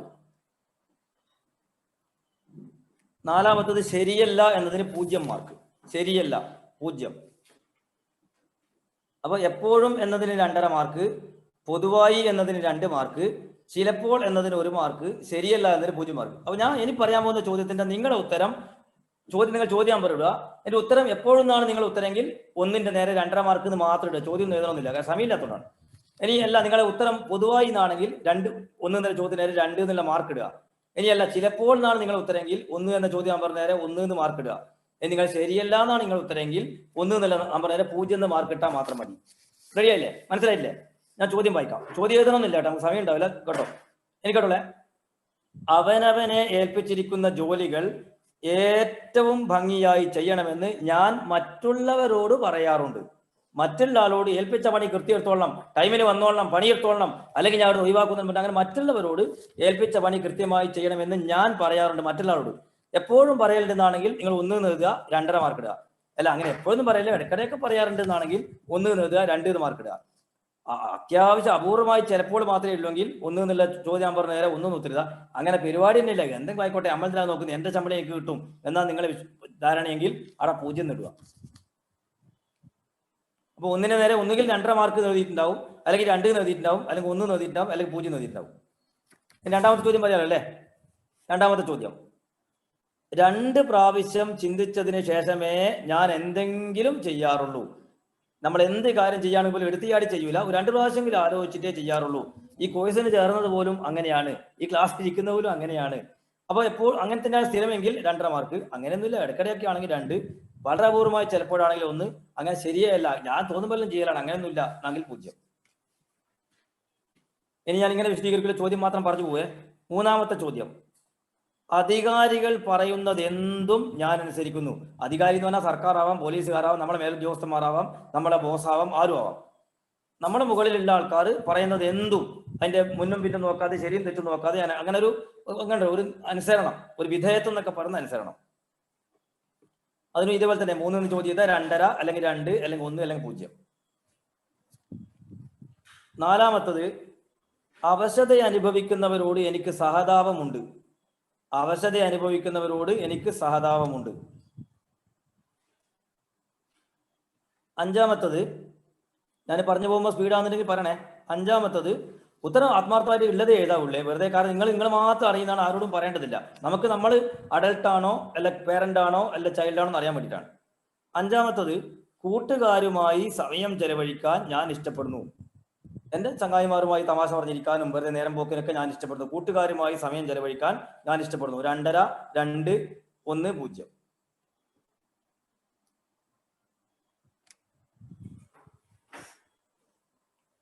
അടുത്തത്, പലരും, അഞ്ചാമത്തല്ലേ, ആറാമത്തല്ലേ, പലരും തങ്ങളുടെ ജീവിത പ്രശ്നങ്ങൾ എന്നോട് പറയാറുണ്ട്. പലരും തങ്ങളുടെ ജീവിത പ്രശ്നങ്ങൾ എന്നോട് വന്ന്, എൻ്റെ സങ്കടങ്ങളും കഷ്ടപ്പാടുകളും പ്രയാസങ്ങളും മറ്റ് സന്തോഷങ്ങളും ഉൾപ്പെടെ ജീവിത പ്രശ്നങ്ങൾ എന്നോട് പറയാറുണ്ട്. 6 ചോദ്യം.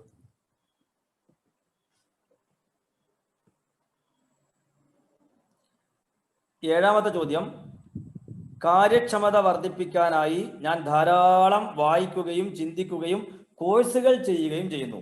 എൻ്റെ കാര്യക്ഷമത, ജീവിതത്തിൽ മറ്റൊക്കെ കാര്യക്ഷമത വർദ്ധിപ്പിക്കാൻ വേണ്ടി ധാരാളമായി വായിക്കുന്നു, ചിന്തിക്കുന്നു, പുതിയ പുതിയ കോഴ്സുകളൊക്കെ പഠിക്കുന്നു. അങ്ങനെ ആ ഒരു ശീലം സ്ഥിരമായി എനിക്കുണ്ടെങ്കിൽ 2.5.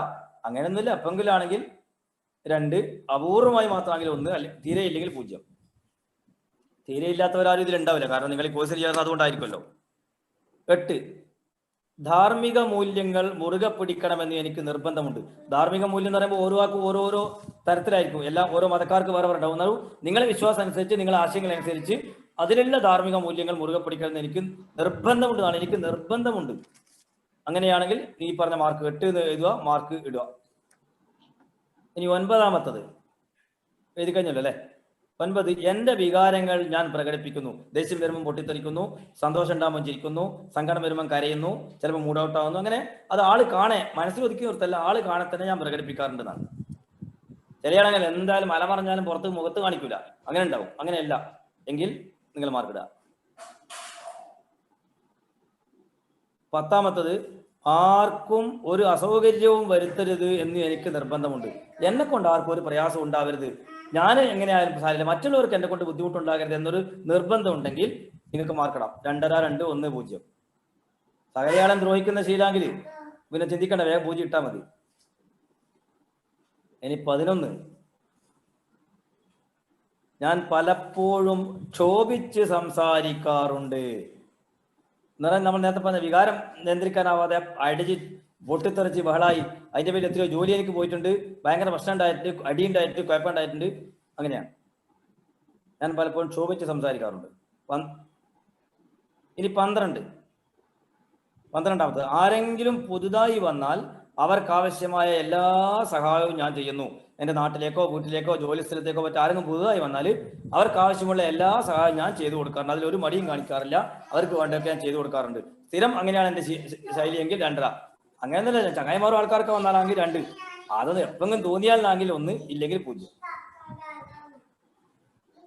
ഇനി 13, ജീവിത പ്രശ്നങ്ങളെ സമനിലയിൽ വീക്ഷിക്കാൻ എനിക്ക് സാധിക്കുന്നു. ജീവിതത്തിൽ വരുന്ന പ്രയാസങ്ങളെ ഒരു മിതമായ രൂപത്തിൽ, അങ്ങനെ ഭയങ്കര എടുത്തിയാട്ടമില്ല, ഭയങ്കര ഹാപ്പിയില്ല, ഭയങ്കര സങ്കടമില്ല, ഭയങ്കര ഒത്ത അങ്ങനെ പോകുന്ന, അതാണ് ജീവിത പ്രശ്നങ്ങളെ സമനിലയിൽ വീക്ഷിക്കാൻ എനിക്ക് സാധിക്കുന്നു.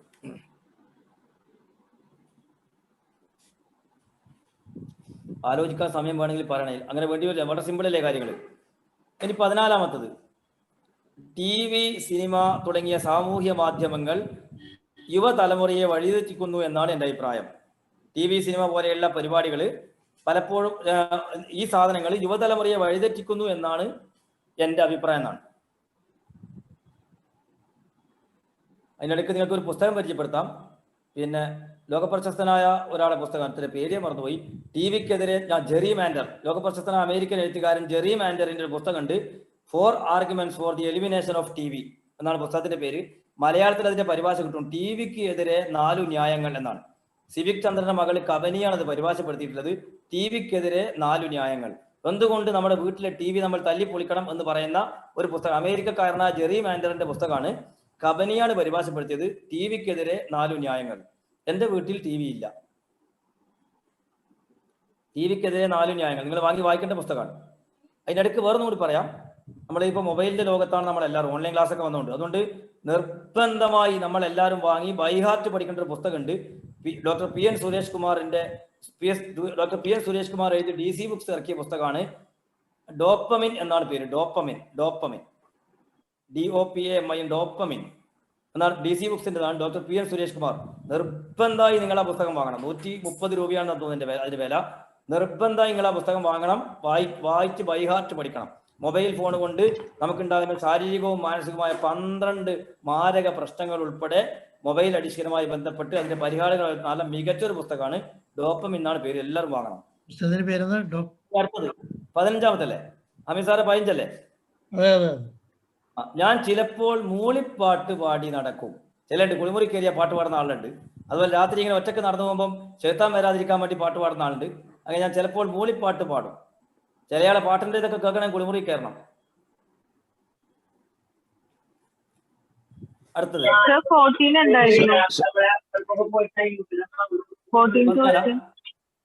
14 പറഞ്ഞു. അതെ 14-ാമത്തല്ലേ പറഞ്ഞേ? അതെ 14 പറയാം. TV, സിനിമ ഇവ യുവതലമുറയെ വഴിതെറ്റിക്കുന്നു എന്നാണ് എന്റെ അഭിപ്രായം. അതാണ് ചോദ്യം. 15-ാമത്തത് ഞാൻ ചിലപ്പോൾ മൂളിപ്പാട്ട് പാടി നടക്കും. അത് ചിലപ്പോൾ സ്ഥിരമായിട്ടാ പാടുന്നെങ്കിൽ 2.5 മാർക്ക് ഉണ്ടാകുക, അതറിയാലോ.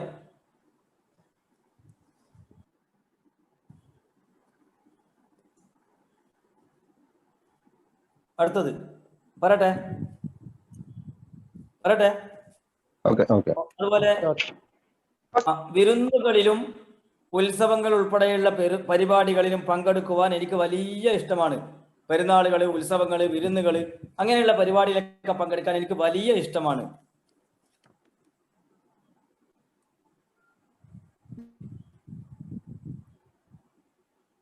ഇനി 17 പെട്ടെന്ന് എഴുതാൻ തോന്നും കേട്ടോ, സമയം. 17 അച്ചടക്കം പാലിക്കുന്നതിൽ ഞാൻ അങ്ങേയറ്റം ശ്രദ്ധാലുവാണ്.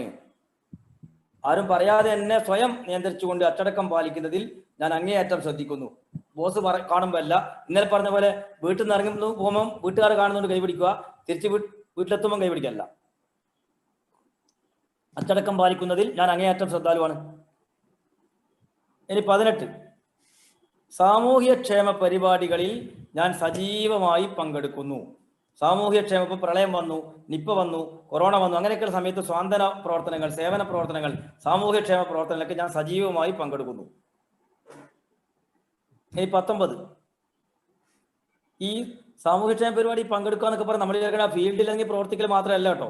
വീട്ടിൽ വരുന്ന ഒരാൾക്ക് നമ്മൾ മനസ്സറിഞ്ഞ് ഈ സാമൂഹ്യക്ഷേമ പരിപാടിക്ക് പൈസ കൊടുത്തു, അല്ലെങ്കിൽ ഈ പ്രളയം വന്നപ്പോൾ കുറച്ചാൾക്ക് ഡ്രസ്സ് കൊടുക്കാനൊക്കെ വന്നപ്പോൾ നമ്മുടെ വീട്ടിലെ പുതിയ ഡ്രസ്സ് നമ്മൾ എടുത്ത് കൊടുത്തു. നമ്മൾ ഫീൽഡിൽ ഇല്ലെങ്കിൽ പോലും വന്നവർക്ക് വീട്ടിൽ നിന്ന് എടുത്ത് കൊടുത്താൽ തന്നെയും നമ്മളെ പരിപാടി പങ്കെടുക്കലായി. അതാണ്, അങ്ങനെ ഉണ്ട്. അതുകൊണ്ട് ചില ലേഡീസൊക്കെ നമ്മൾ അങ്ങനെയൊന്നും ഇല്ലാലോ എന്ന് കരുതിപ്പോണ്ട. ഇനി 19 എന്നെ ഏൽപ്പിക്കുന്ന ജോലികൾ ഞാൻ ഏറ്റവും കൃത്യനിഷ്ഠയോടെ ചെയ്തു തീർക്കുന്നു. എന്നെ ഏൽപ്പിക്കുന്ന ജോലികൾ ഞാൻ ഏറ്റവും കൃത്യനിഷ്ഠയോടെ ചെയ്തു തീർക്കുന്നു. അദ്ദേഹം ഫ്രീ ചൈൽഡാണ്, നാച്ചുറൽ ചൈൽഡാണ്. അപ്പോൾ അത് ചിലയാൾക്ക് മനസ്സിലായിട്ടുണ്ടാവും ഞാൻ പറഞ്ഞെന്താണെന്ന് ചിലയാൾക്ക് മനസ്സിലായിട്ടുണ്ടാവും. ഇപ്പൊ നമ്മൾ കണ്ട ഒരാൾ ഫ്രീ ചൈൽഡാണ്, അതില്ലേ? ഇനി 20-ാമത്തത് ഞാൻ എൻ്റെ വരവ് ചെലവ് കണക്കുകൾ എഴുതി സൂക്ഷിക്കുന്നു. എൻ്റെ വരവും ചെലവ് കൃത്യമായി എഴുതി ഒരു ധാരണ എനിക്കുണ്ട്. വെറുതെ കൊട്ടക്കണക്കിന് ചെലവാക്കലല്ല, കൃത്യമായ ധാരണയോടെ കറക്റ്റ് കണക്ക് വെച്ചുകൊണ്ട് ചെലവഴിക്കുന്നു.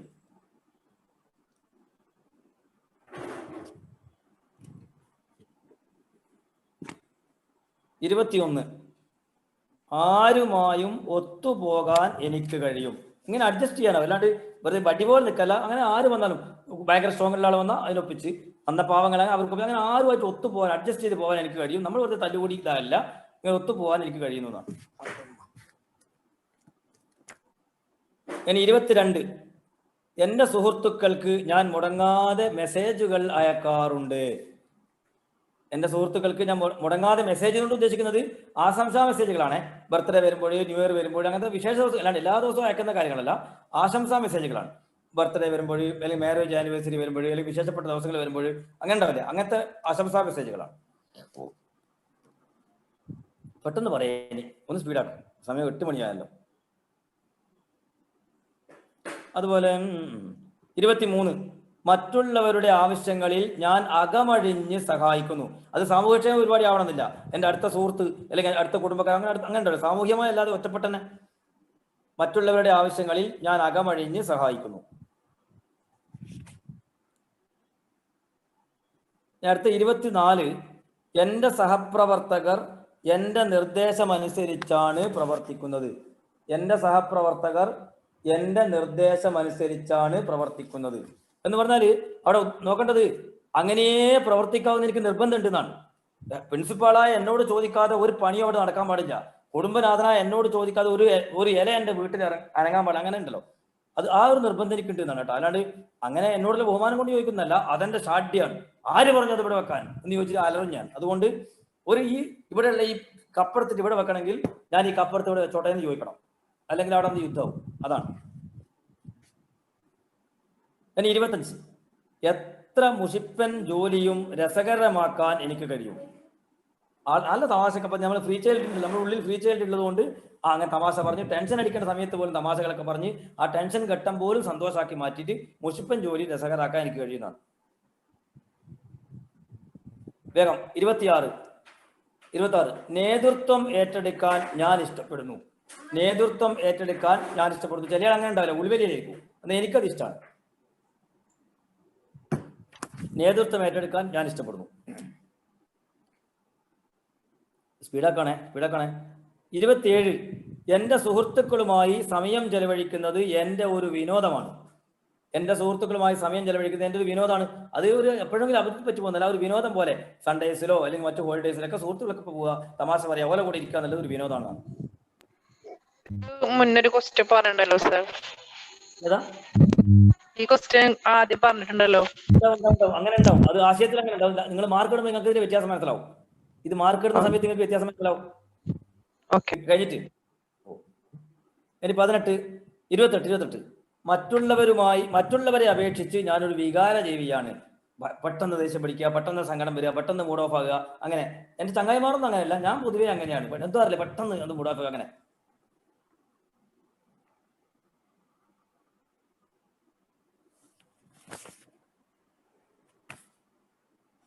ഇനി 29,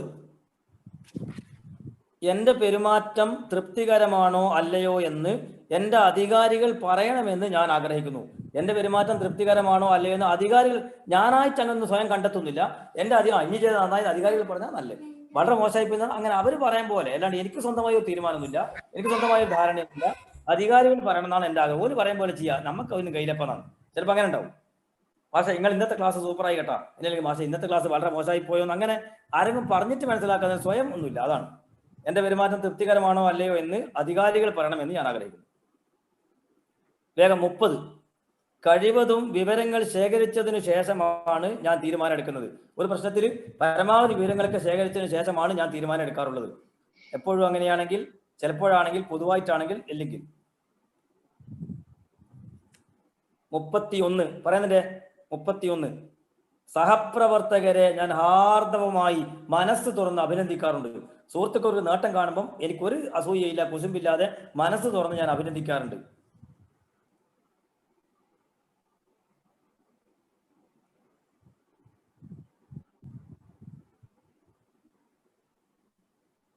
ഇങ്ങനെ സുഹൃത്തുക്കളെ അഭിനന്ദിക്കുക എന്നുള്ള ചിലപ്പോൾ ഇപ്പോഴേക്കും നമ്മൾ ചില ആൾ കേൾക്കുന്നതന്നെ ഉണ്ടാവുക. അങ്ങനെ പരിപാടി ഉണ്ടെന്നല്ലോ. ഇനി 32 വേഗം, യഥാസമയം തീരുമാനങ്ങൾ എടുക്കാനും പറയേണ്ടത് പറയാനും എനിക്ക് കഴിയും. യഥാസമയം തീരുമാനങ്ങൾ എടുക്കാനും പറയേണ്ടത് പറയാനും എനിക്ക്. അല്ലാണ്ട് ഒരു തീരുമാനം എടുക്കേണ്ട അങ്ങനെ വെച്ച് നീട്ടി അങ്ങനെയല്ല. തീരുമാനം എടുക്കേണ്ട സമയത്ത് തീരുമാനം എടുക്കാനും പറയേണ്ടത് കറക്റ്റായി പറയാനുള്ള കഴിവ് എനിക്കുണ്ട്. ചിലയാൾ അങ്ങനെയല്ല, ഇരുമ്പ് കുഴിച്ചിട്ട പോലെ എന്ന് പറയും. ഇരുമ്പ് കുഴിച്ചിട്ട് അത് തളർത്ത് വരില്ലല്ലോ. അതുപോലെ ഒരു കാര്യം പറഞ്ഞാൽ മൂളി കേട്ടാടെ നിൽക്കും, 6 മാസം കഴിഞ്ഞാലും തീരുമാനം ഉണ്ടാവില്ല. ചില മേലുദ്യോഗസ്ഥന്മാരിൽ ഇങ്ങനെ ഓഫീസിലൊക്കെ ഫയലൊക്കെ വെച്ച് താമസിപ്പിച്ച് അവർ അടയിരുന്നിട്ട് പുറ്റി കയറി പോന്ന. അങ്ങനെയല്ല, യഥാസമയം എടുക്കേണ്ട യഥാസമയം തീരുമാനങ്ങൾ എടുക്കാനും പറയേണ്ടത് പറയാനും എനിക്ക് കഴിയും. യഥാസമയം തീരുമാനങ്ങൾ എടുക്കാനും പറയേണ്ടത് പറയാനും എനിക്ക് കഴിയും.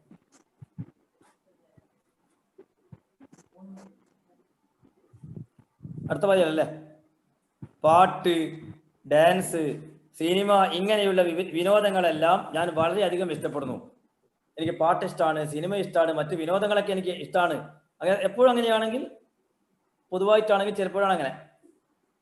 പാട്ട്, ഡാൻസ്, സിനിമ ഈ മൂന്നെണ്ണാണ്. പാട്ട്, ഡാൻസ്, സിനിമ. നെക്സ്റ്റ്, ഞാനൊരു മിതഭാഷിയാണ്. ഞാനൊരു മിതമായി സംസാരിക്കുന്ന ചെറുപറാ പറയുന്ന ആളല്ല. ഒന്നും മിണ്ടാപ്പൂച്ചയല്ല. ഒരു ആവശ്യത്തിന് പറയുന്ന മിതഭാഷയാണ്. 35, ഒരു പത്രമെങ്കിലും ഞാൻ മുടങ്ങാതെ വായിക്കുന്നു. ഒരു പത്രമെങ്കിലും ഞാൻ മുടങ്ങാതെ വായിക്കുന്നു. ഞാനൊരു പത്രത്തിന്റെ ഏജന്റാണ് എൻ്റെ നാട്ടിലെ. പത്രം വീട്ടിൽ കൊണ്ടിട്ടിട്ട് ആ മടക്ക് നിർത്താത്ത വീടല്ലേ എനിക്ക് തന്നെ അറിയാം. അങ്ങനത്തെ അല്ല, ഒരു പത്രമെങ്കിലും ഞാൻ മുടങ്ങാതെ വായിക്കുന്നു. 36 യെസ് അമി സാറേ, 36 പറയാൻ പോകുന്നല്ലേ? 35 പറഞ്ഞപ്പോ 36 35 പറഞ്ഞത്. 35 പറഞ്ഞു. സോറി, ഞാൻ പറയാൻ തെറ്റിപ്പോയിരിക്കും. 35 ആയിട്ട് 36 ഞാൻ പറയാൻ പോവാണ്.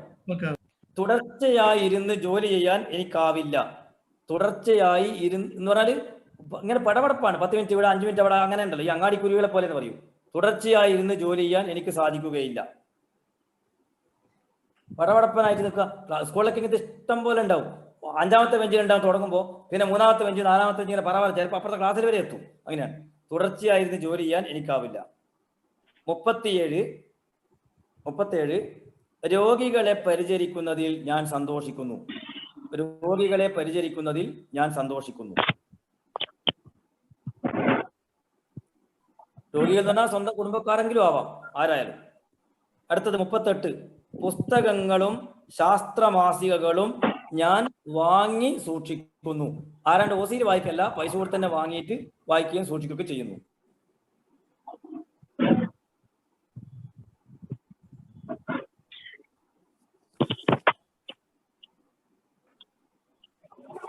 ഇനി, എന്റെ സഹപ്രവർത്തകർക്ക് എന്നോട് ബഹുമാനമാണ് സ്നേഹത്തെക്കാളേറെ. എന്റെ സഹപ്രവർത്തകർ എന്നോട് സ്നേഹത്തെക്കാളേറെ ബഹുമാനമാണ്. ബഹുമാനം എന്ന് പറയുമ്പോൾ പേടിച്ചിട്ടാണ്, അധികാരത്തെ പേടിച്ചിട്ടാണ്. അതാണ് ഉദ്ദേശിക്കുന്നത്. അത് നമ്മൾ ഹൃദയം തട്ടിയിട്ടുള്ള ബഹുമാനമല്ല, സ്നേഹം കൊണ്ടുള്ള ബഹുമാനത്തിനപ്പുറത്ത് പേടിച്ചിപ്പോ ഒരു കോടതിയിലേക്ക് മജിസ്ട്രേറ്റ് കയറി വരുമ്പോൾ സകലയാൾ എഴുന്നേറ്റ് അയാൾ വരുന്നതിന് മുന്നേ എഴുന്നേറ്റ്. അത് സ്നേഹം കൊണ്ടല്ല, ഇതിന് മുന്നത്തെ ഒന്നുകൂടെ പറയോ? ഇതിന് മുമ്പ് പറഞ്ഞതൊന്നും പറയാം. 38 അല്ലേ? 38, പുസ്തകങ്ങളും ശാസ്ത്രമാസികകളും ഞാൻ വാങ്ങി സൂക്ഷിക്കുന്നു. പുസ്തകങ്ങളും ശാസ്ത്രമാസിക വെറുതെ എവിടെന്നെങ്കിലും കിട്ടിയ ഓസിയിൽ വായിക്കൽ മാത്രമല്ല, ലൈബ്രറിയിൽ നിന്നെടുത്ത് വായിക്കല്ല, പൈസ കൊടുത്ത് വാങ്ങിയിട്ട് തന്നെ സൂക്ഷിക്കുന്നു.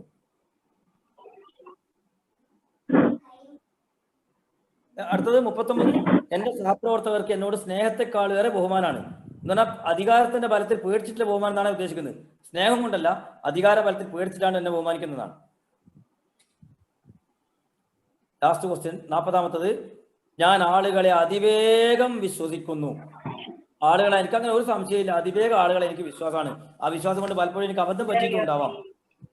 40. അപ്പൊ 40 ചോദ്യം കൊടുത്തത് എനിക്ക് ഉണ്ടാവും. അതിന്റെ ആൻസർ പറയാം വേഗം. നിങ്ങൾ വേഗം എഴുതിക്കോളൂ. ഒരു അടുത്ത സ്ഥലത്ത് വേറെ പേജിലോ അല്ലെങ്കിൽ തൊട്ട് താഴെയോ നല്ല സ്ഥലം എടുത്ത് എഴുതുക. വീടാക്കി വേഗം. നിങ്ങൾ ഇനി മാർക്ക് കൂട്ടിയിടാൻ വേണ്ടിയിട്ടാണ്. 1ാമത്തെ ചോദ്യത്തിന് നിങ്ങൾക്ക് കിട്ടിയ മാർക്ക് എഴുതുക. 1ാമത്തെ ചോദ്യത്തിന് നിങ്ങൾക്ക് കിട്ടിയ മാർക്ക് എഴുതുക. 1ാമത്തെ ചോദ്യത്തിന് നിങ്ങൾക്ക് കിട്ടിയ മാർക്ക് ഉണ്ടല്ലോ, 2.5 ആണോ 2 ആണോ 1 ആണോ 0 ആണോ എഴുതുക. എഴുതിയ 1 എന്ന് എഴുതുക, എന്റെ മാർക്ക് എഴുതുക. എഴുതിയോ? എഴുതിണ്ടാവില്ലേ? ഇനി അതിന്റെ താഴെ 8ാമത്തെ ചോദ്യത്തിന്റെ മാർക്ക് എഴുതുക. 2ാമത്തെ ചോദ്യത്തിന്റെ അല്ല, 8ാമത്തെ ചോദ്യത്തിന് കിട്ടിയ മാർക്ക് താഴെ എഴുതുക. കൂട്ടിയിടാനാണ്, താഴെ എഴുതണം, കൂട്ടിയിടാനാണ്. 8ാമത്തെ ചോദ്യത്തിന് കിട്ടിയ മാർക്ക് എഴുതുക. അതിന്റെ താഴെ എഴുതി കഴിച്ചിട്ടാവില്ലേ? ഇനി 14ാമത്തെ ചോദ്യത്തിന്റെ മാർക്ക്, 1ാമത്തെ ചോദ്യത്തിന്റെ മാർക്ക്, 8ാമത്തെ ചോദ്യത്തിന്റെ മാർക്ക്, 14ാമത്തെ ചോദ്യത്തിന്റെ മാർക്ക്, അതിന്റെ താഴെ 17ാമത്തെ ചോദ്യത്തിന്റെ മാർക്ക്. മാറിപ്പോരുതേ ഉത്തരം എടുത്ത് എഴുതുമ്പോൾ. 17ാമത്തെ ചോദ്യത്തിന്റെ മാർക്ക്. ഇനി 24ാമത്തെ ചോദ്യത്തിന്റെ മാർക്ക്. ഇനി 26ാമത്തെ ചോദ്യത്തിന്റെ മാർക്ക്. 26ാമത്തെ. ഇനി 32ാമത്തെ ചോദ്യത്തിന്റെ മാർക്ക്. 32. ഇനി 39ാമത്തെ ചോദ്യത്തിന്റെ മാർക്ക്. അപ്പോ 2, 4, 6, 8 ചോദ്യത്തിന്റെ മാർക്കുകൾ എഴുതി അത് കൂട്ടിയിടുക. നിങ്ങൾ ഇപ്പൊ എഴുതിയിട്ടുള്ള 8 മാർക്കുകൾ നിങ്ങൾ കൂട്ടിയിടുക. സാർ ആ നമ്പേഴ്സ് ഒന്നും കൂടി പറയോ, ഏതൊക്കെ പറയാം. ചോദ്യങ്ങളാണെന്നുള്ളത്? 1 ഓക്കെ അല്ലേ? 1, 8, 14, 17, 24, 26, 32, 39. 2, 4, 6, 8 എണ്ണം. അത് കൂട്ടിയിട്ട് കഴിഞ്ഞാൽ നിങ്ങൾ അതിന്റെ നേരെ CP എന്ന് എഴുതുക. CP എന്ന് പറഞ്ഞാൽ ക്രിട്ടിക്കൽ പേരന്റ് എന്നാണ് അതിന്റെ അർത്ഥം. CP ക്രിട്ടിക്കൽ പേരന്റ് എന്ന് എഴുതുക. കംപ്ലീറ്റ് ചെയ്തിട്ടുണ്ടാവില്ലേ? ഇനി അതിന്റെ കുറച്ചപ്പുറത്ത് വേറെ മാർക്ക് കൂട്ടാൻ പോവാണ്. പറയട്ടെ, പറഞ്ഞോട്ടെ അമീ സാറേ? പറഞ്ഞോളൂ സാർ. പറഞ്ഞോളൂ. ഇനി 4ന്റെ മാർക്ക്, നാലാമത്തെ ചോദ്യത്തിന്റെ മാർക്ക് ആറാമത്തെ ചോദ്യത്തിന്റെ മാർക്ക്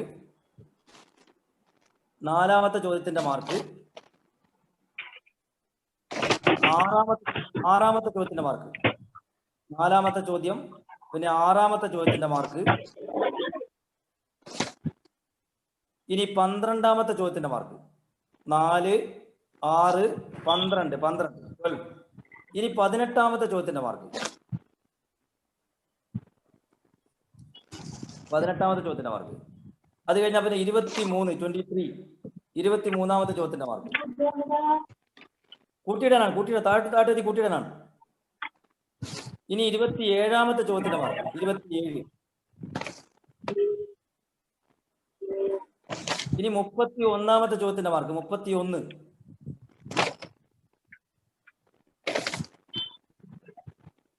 ഇനി 37ാമത്തെ ചോദ്യത്തിന്റെ മാർക്ക്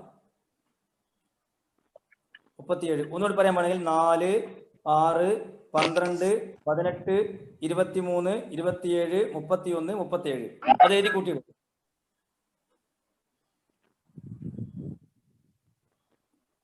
കൂട്ടിയിട്ട് ഉത്തരം കിട്ടിയതിന് നേരെ NP എന്ന് NP എന്ന് പറഞ്ഞാൽ നർച്ചറിങ് പാരന്റ് എന്ന് എഴുതുക. NP.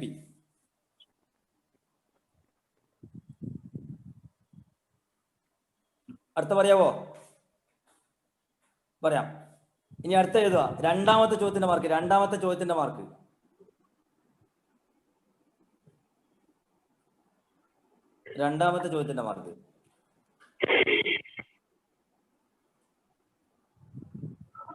എഴുതില്ലേ? ഇനി 7ാമത്തെ ചോദ്യത്തിന്റെ മാർക്ക് 7ാമത്തെ പറഞ്ഞ 2ാമത്തെ ചോദ്യത്തിന്റെ മാർക്ക്, പിന്നെ 7ാമത്തെ ചോദ്യത്തിൻ്റെത്.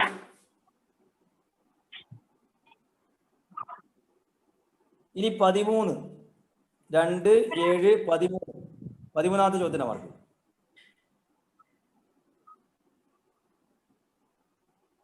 അത് കഴിഞ്ഞാൽ 20ാമത്തെ ചോദ്യത്തിന്റെ മാർക്ക്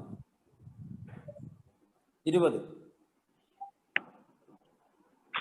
പിന്നെ 21ാമത്തെ ചോദ്യത്തിൻ്റെത്.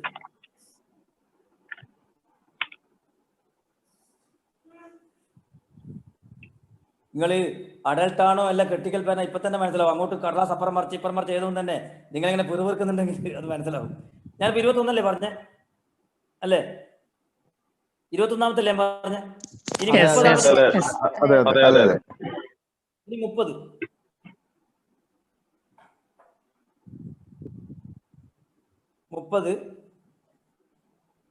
അത് കഴിഞ്ഞാൽ 35.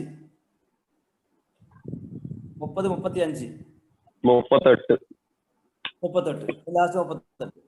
എനിക്ക് തോന്നുന്നത് ഇതില് ഈ കോംപ്ലിമെന്റ് ചൈൽഡ് ആരും ഉണ്ടെങ്കിൽ ഉത്തരം എഴുതൊന്നുമില്ല. അങ്ങനെ വേണ്ടാതെ പറഞ്ഞിട്ട് അങ്ങനെ ഉണ്ടാവും. 2, 21, 30, 35, 38 എഴുതിയില്ലേ? അത് മൊത്തം കൂട്ടിയിടുക, മാർക്ക് കൂട്ടിയിടുക.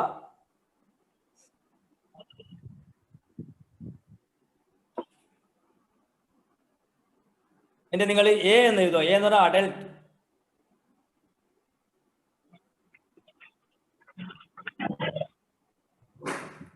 അഡൽട്ട് എഴുതുക.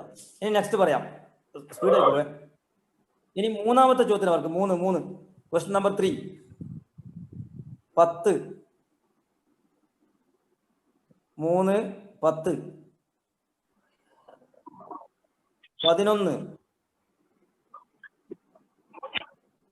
3, 10, 11, 19, 3, 10, 11, 19,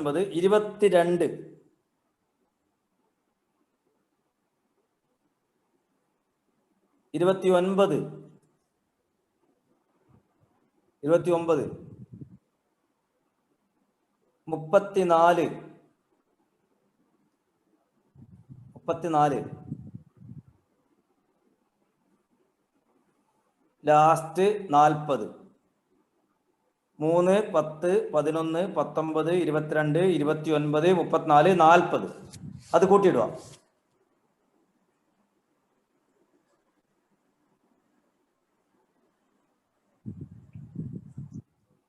കൂട്ടിയിട്ട് അവിടെ നിങ്ങൾ AC എന്ന് എഴുതുക. AC എന്ന് പറഞ്ഞാൽ അഡാപ്റ്റഡ് ചൈൽഡ്, AC.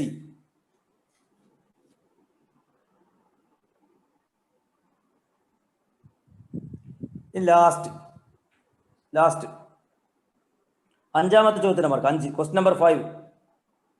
5,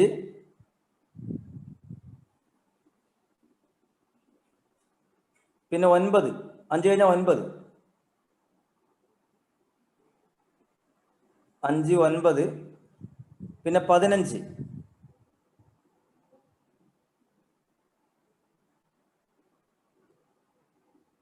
5, 9, 15. ഇനി 16.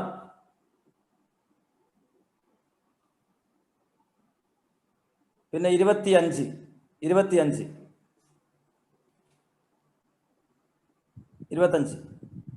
ഇനി 28. 33. നെക്സ്റ്റ് 33. 33. ലാസ്റ്റ് 36. 5, 9, 15, 16, 25, 28, 33, 36. ലാസ്റ്റ്. എന്നിട്ട് അത് കൂട്ടിയിടുക. കൂട്ടിയിട്ട് കഴിഞ്ഞിട്ടാകുമ്പം NC എന്ന് എഴുതാം. നാച്ചുറൽ ചൈൽഡ് എന്നതിന്റെ നാച്ചുറൽ ചൈൽഡ് NC.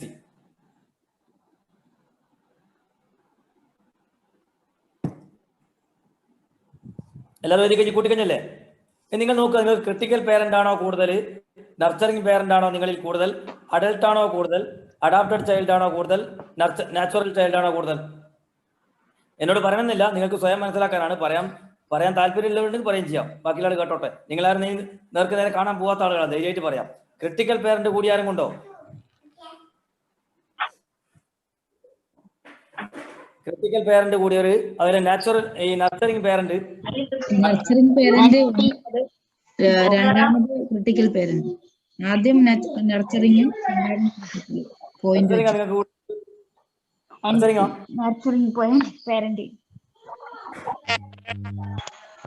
നിങ്ങൾക്ക് സ്വയം വിലയിരുത്താം.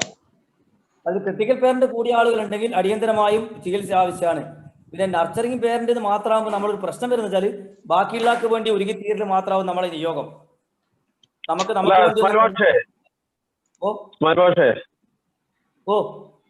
ഒന്ന് ഇടപെടട്ടെ? പറഞ്ഞു. അത് ഇപ്പൊ കിട്ടിയ പോയിന്റുകൾ ഉണ്ടല്ലോ, ഒരു ഈഗോഗ്രാമിലേക്ക് വരപ്പിച്ചൂടെ?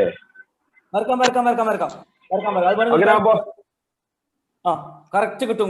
ഗ്രാഫ് പോലെ അതെ, ഗ്രാഫ്. അതായത് ഈഗോഗ്രാം എന്ന് പറയുന്നത് ഒരു ഗ്രാഫായിട്ടാണല്ലോ പ്രസന്റ് ചെയ്യപ്പെടുന്നത്. അപ്പൊ അത് എനിക്ക് തോന്നുന്നത് ജോൺ ഡ്യൂസ്റ്റെ ആ ഒരു ശൈലിയെ പ്രയോഗിച്ചതെന്നാ തോന്നുന്നത്. അതെ. അത് വേണമെങ്കിൽ നമുക്ക് ഇവർക്ക് വിടാം. നമുക്ക് സമയം ലാഭിക്കാൻ വേണ്ടി ഇവരെന്ത് ചെയ്യാം, അത് ഈ പറഞ്ഞ പോലെ വരക്കുക. അപ്പൊ നമുക്ക് ഏതാണാണ് ഇങ്ങനെ തല ഉയർത്തി നിൽക്കുന്ന ആളാരാ നോക്കുക. ക്രിട്ടിക്കൽ പേരന്റാണ് തല അടിച്ച് ആ തല തകർത്ത് താഴ്ത്തുക. പിന്നെ നർച്ചറിങ് പേരന്റ് മാത്രമാവും പലപ്പോഴും നമ്മൾ മറ്റുള്ളവർക്ക് വേണ്ടി ഒരുക്കിത്തീരും. പലപ്പോഴും നമ്മൾ ചില ആളുകൾ കൊണ്ട് പറയാറുണ്ട്, ഗൾഫിൽ പോയി ഒരുപാട് സമ്പാദിച്ചു, പങ്കന്മാർക്ക് കൊടുത്തു, മരുമകൾക്ക് കൊടുത്തു, നാട്ടുകാർക്ക് കൊടുത്തു, പള്ളിക്ക് കൊടുത്തു, ആർക്കെല്ലോ കൊടുത്തു, സ്വന്തം വീട് പോലും ഇനിയും പൂർത്തിയായിട്ട് വാടകയ്ക്ക് നിൽക്കുന്നു വരും. കാരണം നർച്ചറിങ് ആണ്, ബാക്കിയുള്ള ആൾ എങ്ങനെ പോറ്റുവാണ്. കറണ്ട് പോയി വിടാം. അപ്പൊ അതുകൊണ്ട് നിങ്ങൾ സ്വയം വിലയിരുത്തുക. ബാക്കി വിശദമായി പഠിക്കാൻ പുസ്തകം നമുക്ക് പറയാം, നേരത്തെ പറയാം. ഇവിടെ കറണ്ട് പോയതൊരു പ്രശ്നം വന്നു. നെക്സ്റ്റ് വേഗം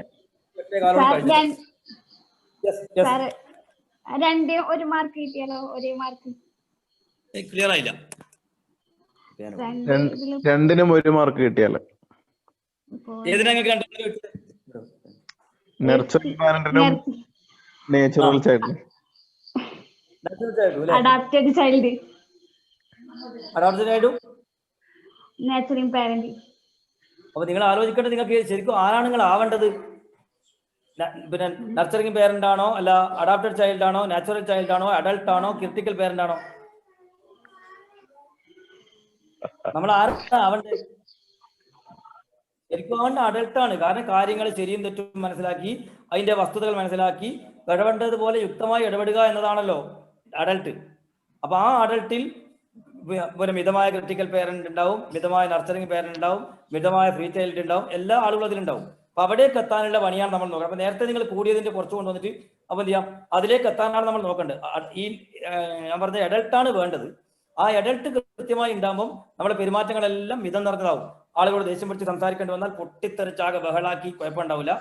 സ്നേഹിക്കെടുത്ത് നമ്മൾ സാധാരണ പറയുന്നുണ്ട്, സ്നേഹിക്കണം പക്ഷെ അലിഞ്ഞു തീരരുത്, അനുസരിക്കണം പക്ഷെ അടിമയാവരുത്, ചെലവഴിക്കണം പാപ്പറാവരുത്. അപ്പൊ ആ നിലവാരത്തിലേക്ക് നമ്മൾ എത്തും. അവിടേക്ക് നമ്മൾ എത്തണം. നമുക്ക് വിശദമായി പുസ്തകം പറയാം, നമുക്ക് കുറെ കൂടി അതിൽ പഠിക്കാം. ഇനി പ്രധാനപ്പെട്ട രണ്ടെണ്ണം കൂടി പെട്ടെന്ന് പറഞ്ഞ് നമുക്ക് നിർത്താം. ഇനി നമുക്ക് ഇതിൽ പറയാനുള്ള നമ്മളിപ്പോ പറഞ്ഞത് ഈഗോ സ്റ്റേറ്റ് ആണ്, അനാലിസിസ് ഓഫ് ഈഗോ. സർ എൻപിയും എൻസിയും സെയിം മാർക്ക് ആണെങ്കിലോ സർ? നർച്ചറിംഗ് പാരന്റും നാച്ചുറൽ ചൈൽഡും ഒരേ സെയിം മാർക്ക് ആണെങ്കിലോ, ഒരേ ഇതാണെങ്കിൽ? അല്ല, അതാണ് ഞാൻ പറഞ്ഞത്, നിങ്ങൾ അഡൾട്ടിലേക്ക് എത്തണം. നിങ്ങൾ ഈ നാച്ചുറൽ ചൈൽഡ് എന്ന് പറയുന്നത് വെറും ചിരിയും കളിയും തമാശയും മാത്രമുള്ളതാണ്. നർച്ചറിംഗ് എന്ന് പറഞ്ഞാൽ മറ്റുള്ളവരെ പ്രോത്സാഹിപ്പിച്ച് മറ്റുള്ളവർക്ക് വേണ്ടി ജീവിച്ചു പോവാണ്. കാര്യഗൗരവത്തിലേക്ക് നിങ്ങൾ എത്തുന്നില്ല. അപ്പൊ എന്ത് ചെയ്യണം, അത് നിങ്ങളെ അഡൾട്ടിലേക്ക് എത്താനുള്ള വഴി ആലോചിക്കണം. അതാ ഞാൻ പറഞ്ഞത്. വ്യക്തമായി ഞാൻ നിങ്ങളുടെ പുസ്തകം പറയാം, നമുക്ക് കുറേ കൂടി അതിൽ വായിച്ച് പഠിക്കാൻ സമയം പോകും. നമുക്ക് 8:20 ആയില്ലേ, നമുക്ക് ബാക്കിയുള്ള പെട്ടെന്ന് രണ്ടെണ്ണോട് പറയാം. ഇനിയുള്ള നമുക്ക് പെട്ടെന്ന് പറഞ്ഞു. അനാലിസിസ് ഓഫ് സ്ട്രോക്ക് ആണ് നെക്സ്റ്റ്. സ്ട്രോക്ക് എന്ന് പറയുന്നത് നമ്മൾ പ്രധാനമായി 2 തരത്തിലാണ് പറയാം, പോസിറ്റീവ് സ്ട്രോക്ക്, നെഗറ്റീവ് സ്ട്രോക്ക്. ഈ പക്ഷാഘാതം അല്ലാട്ടോ സ്ട്രോക്ക്, നമ്മൾ അഭിനന്ദനം കൊടുക്കുന്നതിനെ പറ്റി പറഞ്ഞ പേരാണ് സ്ട്രോക്ക്. നമ്മൾ പോസിറ്റീവ് സ്ട്രോക്ക് ഉണ്ട്, നെഗറ്റീവ് സ്ട്രോക്ക് ഉണ്ട്. ഇവിടെ നമ്മൾ എപ്പോഴും ഓർമ്മിക്കേണ്ടത് മനുഷ്യന്റെ പ്രധാനപ്പെട്ട മാനസികമായ ഒരു ആവശ്യം, നമ്മൾ സാധാരണ മനുഷ്യന്റെ ശാരീരിക ആവശ്യമുണ്ട്, മാനസിക ആവശ്യമുണ്ട്. ഇത് ഏറ്റവും പ്രധാനപ്പെട്ട മാനസിക ആവശ്യങ്ങളിൽ ഒന്നാണ് അംഗീകാരം കിട്ടുക എന്നുള്ളത്. അംഗീകാരം കിട്ടുക എന്നത് മനുഷ്യന്റെ പരമപ്രധാനമായ ഒരു ആവശ്യമാണ്. അത് മുതിർന്ന നമുക്കും അതെ, എല്ലാ ആളുകൾക്കും അംഗീകാരം കിട്ടുക എന്ന പ്രധാനപ്പെട്ട അത് കിട്ടാതിരിക്കുമ്പം മനുഷ്യന്റെ ജീവിതത്തിൽ ഒരുപാട് താളപ്പുഴകളുണ്ടാവും. സാധാരണ നമ്മൾ പറയുന്നത് മനുഷ്യന്റെ ശാരീരിക ആവശ്യങ്ങൾ നിർവഹിക്കുന്നതിൽ കിട്ടുന്നതിൽ കുറച്ച് കുറവ് വന്നാൽ പോലും ജീവിതം മുന്നോട്ട് പോകും. മാനസികമായ ആവശ്യങ്ങൾ കിട്ടുന്നതിൽ പ്രശ്നം വന്നാൽ നമ്മൾ മാനസികമായി തകർന്ന് ഒരുപക്ഷെ ജീവിതം തന്നെ അവസാനിച്ചു പോകുന്നുണ്ട്. അപ്പൊ അത് മാനസിക ആവശ്യങ്ങൾ പൂർത്തീകരിക്കാനുള്ള ഏറ്റവും പ്രധാനപ്പെട്ട ഘടകങ്ങളിലൊന്നാണ് ഈ അംഗീകാരം കിട്ടുക എന്നത്. നമ്മൾ പ്രത്യേകിച്ച് അധ്യാപകരായ ആളുകൾക്ക് നന്നായി സ്ട്രോക്ക് ഉണ്ട് എന്ന് പറഞ്ഞാൽ നന്നായി പുകഴ്ത്തി പറയുന്നത്. നെഗറ്റീവ് എന്ന് പറയുന്നത് ആകെ തകർത്ത് പറയുന്ന നെഗറ്റീവായി പറയുന്നത്. ഇവിടെ നമ്മൾ രണ്ടും നന്നായി പഠിച്ചു വെക്കുക.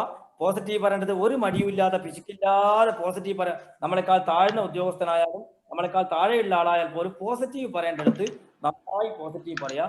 അതുപോലെ ഞാൻ അതിനെപ്പറ്റി വിശദീകരിക്കാൻ മറ്റൊരു വിഷയം പറയുമ്പോൾ, നമ്മൾ കഴിവുകൾക്ക് നല്ല അംഗീകാരം കൊടുക്കും. നമ്മൾ കഴിവുകൾക്ക് അംഗീകാരം കൊടുക്കുന്ന പോലെ കഴിവുകൾക്ക് അംഗീകാരം കൊടുക്കണം. അതിനൊരു കഥ പറയാം. ഒരു ദിവസം കഥ എന്ന് പറഞ്ഞാൽ റിയലാണ്. ഒരു ദിവസം അമ്മ തൻ്റെ 9 വയസ്സുള്ള മോന്റെ അടുത്ത് 1.5 വയസ്സുള്ള മോനെ ആക്കിയിട്ട് പുറത്തെവിടെയോ പോയി. അങ്ങനെ കുറെ നേരം കഴിഞ്ഞ് അമ്മ തിരിച്ചു വിടുമ്പോൾ കാണുന്നത് 1.5 വയസ്സുള്ള മോന് അവിടെ കരയൊന്നുമില്ല.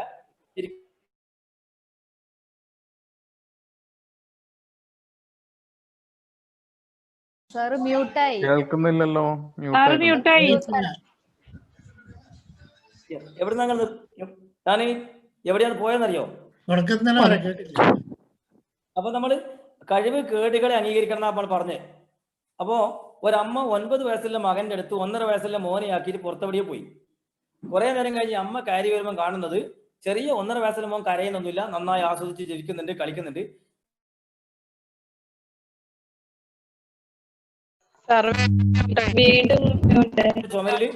വീട്ടിന്റെ ചുമരിൽ വികൃതമായ കുറെ ചിത്രങ്ങൾ വരച്ചു വെച്ചിട്ടുണ്ട്. ആനയെ പോലത്തെ പൂച്ച, പൂച്ചനെ പോലത്തെ കുതിര, കുതിരനെ പോലത്തെ കോഴി. അങ്ങനെ ഈ രംഗം കണ്ടിട്ടാണ് അമ്മ കയറി വരുന്നത്. നമ്മൾ ആലോചിച്ച് നോക്കുക, ഈ വീട്ടിലേക്ക് കയറി വരുന്ന അമ്മ നമ്മളായിരുന്നെങ്കിൽ എന്തുണ്ടാവും? വീട്ടിന്റെ മനോഹരമായ ചുമരിൽ ഇങ്ങനെ വികൃതമായ ചിത്രം വരച്ചു വെച്ച് നമ്മൾ നല്ല മലയാളത്തിൽ പറഞ്ഞാൽ ആ ചെക്കൻ്റെ നടുപ്പുറത്ത് 5-10 പൊട്ടിച്ചു കൊടുക്കും. ഇതിന്റെ ഒടുവിലത്തെ വരക്കലാതി വരച്ചെന്ന് പറഞ്ഞു. എന്നാൽ ഈ അമ്മ എന്ത് ചെയ്യുന്നറിയോ, ആ ചിത്രം നോക്കി മനോഹരമായി ഒന്ന് പുഞ്ചിരിച്ചു. എന്നിട്ട് ചോദിച്ചു, ആരാണ് മോനെ ചിത്രം വരച്ചെന്ന് ചോദിച്ചു. അപ്പോ മൂത്ത മോൻ പറഞ്ഞു, അമ്മേ ഞാനാ വരച്ചെന്ന് പറഞ്ഞു. അപ്പൊ അമ്മ ഓടി വന്ന പൊന്നുമോനെ കെട്ടിപ്പിടിച്ചിട്ട് പറഞ്ഞു, മോനെ മനോഹരമായിട്ടുണ്ട് കേട്ടോ ചിത്രം. പക്ഷെ അമ്മക്ക് ഒരു സങ്കടമുണ്ട്. എന്താ സങ്കടം എന്ന് പറഞ്ഞാൽ, മോൻ ഇത്രയും നല്ല ചിത്രം വരയ്ക്കുന്ന ആളായിട്ട് അമ്മ എൻ്റെ മോനിക്ക് ചിത്രം വരക്കാൻ നോട്ട് പുസ്തകം വാങ്ങി തന്നിട്ടാലോ. അതുകൊണ്ട് അമ്മ ഇന്ന് തന്നെ മോനിക്ക് നോട്ട് പുസ്തകവും പെൻസിലും വാങ്ങിത്തരും. ഇനി മോൻ ചിത്രം വരക്കാൻ തോന്നുമ്പോഴെല്ലാം നോട്ട് പുസ്തകത്തിൽ ചിത്രം വരക്കണം എന്ന് പറഞ്ഞു. അപ്പോ ആ പൊന്നോട് ഇപ്പൊ അമ്മ എന്തെല്ലാം പറഞ്ഞു, നീ ചിത്രം വരച്ചത് തെറ്റാണ്, ചുമരിൽ വരച്ചത് തെറ്റാണ് എന്ന് അമ്മ പറഞ്ഞു. പക്ഷെ ഈ ഭാഷയിലല്ല പറഞ്ഞത്. മനോഹരമായ ചിത്രമാണ് മോൻ വരച്ചത്, പക്ഷെ മോനിക്ക് ചിത്രം വരക്കാൻ അമ്മ പുസ്തകം വാങ്ങി തരാത്തത് കൊണ്ട് ഈ ചിത്രം ചുമരിൽ വരച്ചത് മോന്റെ കുറ്റമല്ല, അമ്മന്റെ കുറ്റാണെന്ന് പറഞ്ഞു. പിന്നെയോ, നീ ഇനി ഒരു കാരണവശാലും ചുമരിൽ വരക്കരുത് എന്ന് അമ്മ പറഞ്ഞു. പക്ഷെ ഈ ഭാഷയിലല്ല. ഇനി എൻ്റെ മോൻ എല്ലാ ദിവസവും ചിത്രം പുസ്തകത്തിൽ വരക്കണം എന്ന് പറഞ്ഞു. പുസ്തകത്തിൽ വരക്കണം എന്ന് പറഞ്ഞാൽ ചുമരിൽ വരക്കരുത് എന്നാണ്. അങ്ങനെ ആ പൊന്നുമോൻ പിന്നീട് ലോകം കണ്ട മഹാനായ ചിത്രകാരൻ ബെഞ്ചമിൻ വെസ്റ്റ് എന്ന് പറഞ്ഞ ചിത്രകാരനായി മാറി. അദ്ദേഹം പ്രശസ്തിന്റെ കൊടുമുടിയിൽ നിൽക്കുമ്പോൾ പറയും, അന്ന് എൻ്റെ അമ്മ എനിക്ക് തന്ന ചുംബനമാണ് എന്നെ ലോകം കണ്ട മഹാനായ ചിത്രകാരനാക്കി മാറ്റിയത് എന്ന് പറഞ്ഞാൽ, ആ മോൻ ചെയ്ത ആ ചെറിയ കുട്ടി കരയുമ്പം കരച്ചിൽ മാറ്റാൻ വേണ്ടിയാണ് ഈ ചിത്രം വരച്ചത്. അപ്പൊ ആ മോനിക്ക് അത്ര ചിത്രം വരക്കാനോ വികൃതമായി വരച്ചു, പക്ഷെ കുട്ടിയെ കരച്ചിൽ മാറ്റാനാണ്. അപ്പൊ അതുകൊണ്ട് ആ സമയത്ത് അമ്മ ദേഷ്യപ്പെടുന്നതിന് പകരം നല്ലൊരു പ്രോത്സാഹനം കൊടുത്തു. അതുകൊണ്ട് ആ പൊന്നുമോൻ നല്ലൊരു ചിത്രകാരനായി മാറി. എന്നെ സൈക്കോളജി TA സൈക്കോളജി പഠിപ്പിച്ച കോഴിക്കോടുള്ള V മുഹമ്മദ് സാറ് 5ാം ക്ലാസ്സിൽ പഠിക്കുമ്പം ഒരു പരീക്ഷയ്ക്ക് ഉത്തരക്കടലാസ് കിട്ടി. കണക്കിന്റെ ഉത്തരക്കടലാസാണ്. മുഹമ്മദ് സാറിന്റെ മാർക്ക് 3 മാർക്കാണ്, വെറും 3. അന്ന് ഉത്തരക്ക് തെറ്റിയ നല്ല അടി കിട്ടുന്ന കാലാണ്. പക്ഷെ മുഹമ്മദ് സാറിന്റെ ടീച്ചർ മുഹമ്മദ് എന്ന് പറഞ്ഞ പൊന്നുമോനെ അടുത്തോട്ട് വിളിച്ചു. എന്റെ ടീച്ചർ ഇരിക്കുന്ന കസാരിയോട് ചേർത്ത് മുഹമ്മദിനെ പിടിച്ചിട്ട് പറഞ്ഞു, മോനെ മുഹമ്മദേ, മോന്റെ ഉത്തരക്കടലാസിൽ മോനിക്ക് 3 മാർക്ക് ഉണ്ട് കേട്ടാ. 3 ഉള്ളൂ എന്നല്ല, പോത്തെ എനിക്ക് 3 മാർക്കേ ഉള്ളൂടാ, എനിക്കെല്ലാം പശുവിനെ വയ്ക്കാൻ പോയാൽ പോലെ എന്നല്ല, മോനിക്ക് 3 മാർക്ക് ഉണ്ട്. പക്ഷെ എൻ്റെ മോൻ അടുത്ത പരീക്ഷയ്ക്ക് മോന്റെ ഉത്തരക്കടലാസിൽ ഈ 3 എന്നുള്ള മാർക്ക് എന്തായാലും ഉണ്ടാവണം. കാരണം 3 മോശം മാർക്കല്ല, അതിന് 3 എന്തായാലും ഉണ്ടാവണം. പക്ഷെ 3ന്റെ ഇടത് വശത്ത് ഒരു 1 കൂടി വേണം മുഹമ്മദേ, വെറും 3 പോരാ, 3ന്റെ ഇടത് വശത്ത് ഒരു 1 കൂടി വേണം എന്ന് പറഞ്ഞു. എന്ന് പറഞ്ഞാൽ 13 മാർക്ക്. ഇത്ര 13. മുഹമ്മദിന്റെ മനസ്സിൽ അതൊരു വല്ലാത്ത സന്തോഷം. ടീച്ചർ ചേർത്ത് പിടിച്ചിട്ട് പറയാണ്, മോനിക്ക് 3 മാർക്ക് ഉണ്ട്, അടുത്ത പരീക്ഷയ്ക്ക് മോൻ ഈ 3ന്റെ കൂടെ 1 കൂടി ഉണ്ടാക്കിയതാണ്. ഈ മുഹമ്മദ് സാറ് പിറ്റേത്തെ പരീക്ഷയ്ക്ക് ടീച്ചർ പറഞ്ഞതുപോലെ മുഹമ്മദ് സാറിന്റെ ഉത്തരക്കടലാസിൽ 3 എന്നുള്ള മാർക്ക് ഉണ്ടായിരുന്നു. പക്ഷെ ടീച്ചർ പറഞ്ഞ പോലെ 3ന്റെ ഇടതുവശത്ത് 1 അല്ല, 3ന്റെ വലതുവശത്ത് ഒരു 0 ഉണ്ടായി. എന്ന് പറഞ്ഞാൽ 30. ടീച്ചർ ആഗ്രഹിച്ചതിന്റെയും 3 ഇരട്ടിയോളം. കാരണം ടീച്ചർ കൊടുത്ത അഭിനന്ദനം. സംഗതി മുഹമ്മദിൻ്റെത് ഒരു അംഗീകരിക്കേണ്ട കഴിവല്ല, പക്ഷെ എന്നിട്ട് പോലും ടീച്ചർ ആ കഴിവ് കേടിനെ അംഗീകരിച്ചു, പുകഴ്ത്തി. ടീച്ചർ ആ ഭാഷയിൽ പറഞ്ഞപ്പോൾ നിങ്ങൾ മുഹമ്മദ് അലി ശിഹാബ് എന്ന് പറഞ്ഞ ആ IAS കാരന്റെ വിരലറ്റം എന്ന പുസ്തകം വായിച്ചിട്ടുണ്ടാവും. DC ബുക്സ് ഇറക്കിയ നാഗാലാൻഡിലറ്റം കളക്ടറാണിപ്പോ. അദ്ദേഹം മലപ്പുറം ജില്ലയിലെ എടവണ്ണപ്പാറ സ്വദേശിയാണ്. 5ാം ക്ലാസ്സിൽ പഠിക്കുമ്പോൾ ഉപ്പ മരിച്ചുപോയി. വളരെ പാവപ്പെട്ട കുടുംബമായതുകൊണ്ട് ആ മോന ഉമ്മ കോഴിക്കോടിൽ ഒരു യത്തീംഖാനയെ ചേർത്തി. അവിടെ 5ാം ക്ലാസ്സിൽ പഠിക്കുമ്പോൾ പിറകെ ബെഞ്ചിലിരിക്കുന്ന മുഹമ്മദിനെ ടീച്ചർ കൊണ്ടുവന്നിട്ട് 1ാമത്തെ ബെഞ്ചിൽ ഇരുത്തിയിട്ട് മോൻ നല്ലോണം പഠിച്ചു ഉഷാറാവണം എന്ന് പറഞ്ഞു.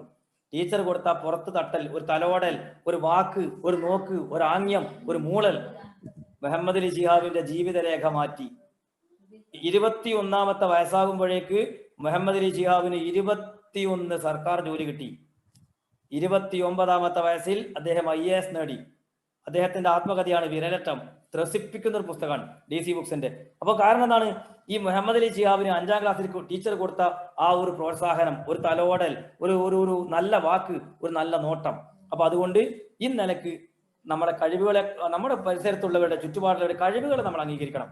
അതോടൊപ്പം കഴിവുകേടായി തള്ളിക്കളയുകയും മോശപ്പെടുത്തുകയും ചെയ്യുന്നതിന് പകരം അവരോട് അതുകൂടി അംഗീകരിക്കാൻ നമുക്ക് കഴിയണം. ചുരുക്കി പറഞ്ഞു പോകാൻ സ്ട്രോക്ക് അവിടെ നിർത്തുന്നു. ഇനി ട്രാൻസാക്ഷൻ ഉണ്ട്. നമ്മൾ നേരത്തെ പറഞ്ഞു തുടങ്ങിയാണ് അനാലിസിസ് ഓഫ് ട്രാൻസാക്ഷൻ അനാലിസിസ് ആണ് ഇത്. അപ്പൊ പ്രധാനമായി ട്രാൻസാക്ഷന്റെ സംഭാഷണങ്ങളാണല്ലോ. പ്രധാനമായും 3 തരത്തിലാണ് transactions. 1 complementary, 2 crossed, 3 ulterior. Complementary, crossed, ulterior. Complementary, crossed, CROSSED, crossed. 3ാമത്തത് അൾട്ടീരിയർ, ULTERIOR, അൾട്ടീരിയർ. അത് ചുരുക്കിയാണ് പറയുന്നത്. അപ്പൊ കോംപ്ലിമെന്ററി എന്ന് പറഞ്ഞാൽ മലയാളത്തിൽ വേണമെങ്കിൽ അനുപൂരക സംഭാഷണം എന്ന് പറയാം. അനുപൂരകം എന്ന് പറഞ്ഞാൽ നമുക്ക് എത്ര നേരം വേണമെങ്കിലും പറഞ്ഞു പോവാം, വെറുപ്പിക്കാതെ, മുഷിപ്പിക്കാതെ, ചടപ്പിക്കാതെ, ദേഷ്യപ്പിടിപ്പിക്കാതെ എത്ര നേരം വേണമെങ്കിലും പറഞ്ഞു പോവാം. ഒരു ഉദാഹരണം ഞാൻ പറയാം. ഞാൻ കഴിഞ്ഞ ദിവസം ഒരു ഉദാഹരണം പറഞ്ഞു, ക്രിട്ടിക്കൽ പേരന്റിന്റെ. ഹമീദ് സാറിനെ വിളിച്ചാണ്.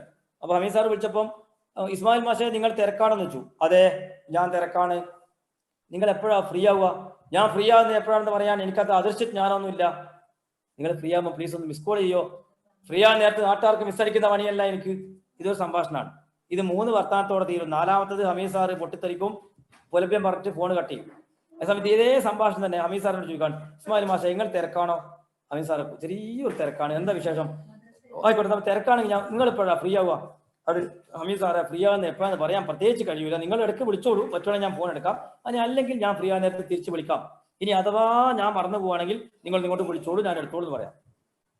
അല്ല, എന്നാൽ ഫ്രീ ആകുന്ന നേരത്തെ നിങ്ങൾ മിസ് കോൾ എടുക്കും, ഉറപ്പായിട്ട് മിസ് കോൾ അടിക്കാം. ഇനി അഥവാ ഇൻ കേസ് ഞാൻ മറന്നു പോവുകയാണെങ്കിൽ നിങ്ങളൊന്ന് ജസ്റ്റ് ഒന്ന് വിളിച്ചാൽ മതി, ഞാൻ എടുത്തോളും. ഇങ്ങനെ പറയുകയാണെങ്കിൽ എത്ര നേരം വേണമെങ്കിൽ നമുക്ക് ഒരു വെറുപ്പില്ലാതെ നല്ല ഹാപ്പിയിൽ പറഞ്ഞു പോവാം. അതാണ് കോംപ്ലിമെന്ററി. അപ്പൊ അങ്ങനെ പറയാൻ നമ്മൾ പഠിക്കണം. ഖുർആനിലുണ്ടല്ലോ, യാ അയ്യുഹല്ലദീന ആമനു തഖുല്ലാഹ വഖൂലു ഖൗലൻ സദീദൻ. നിങ്ങൾ പടച്ചോനെ അങ്ങേയറ്റം സൂക്ഷ്മതയുള്ള ജീവിതം നയിച്ച് മാന്യമായി സൂക്ഷ്മതയുള്ള ജീവിതം നയിക്കണം.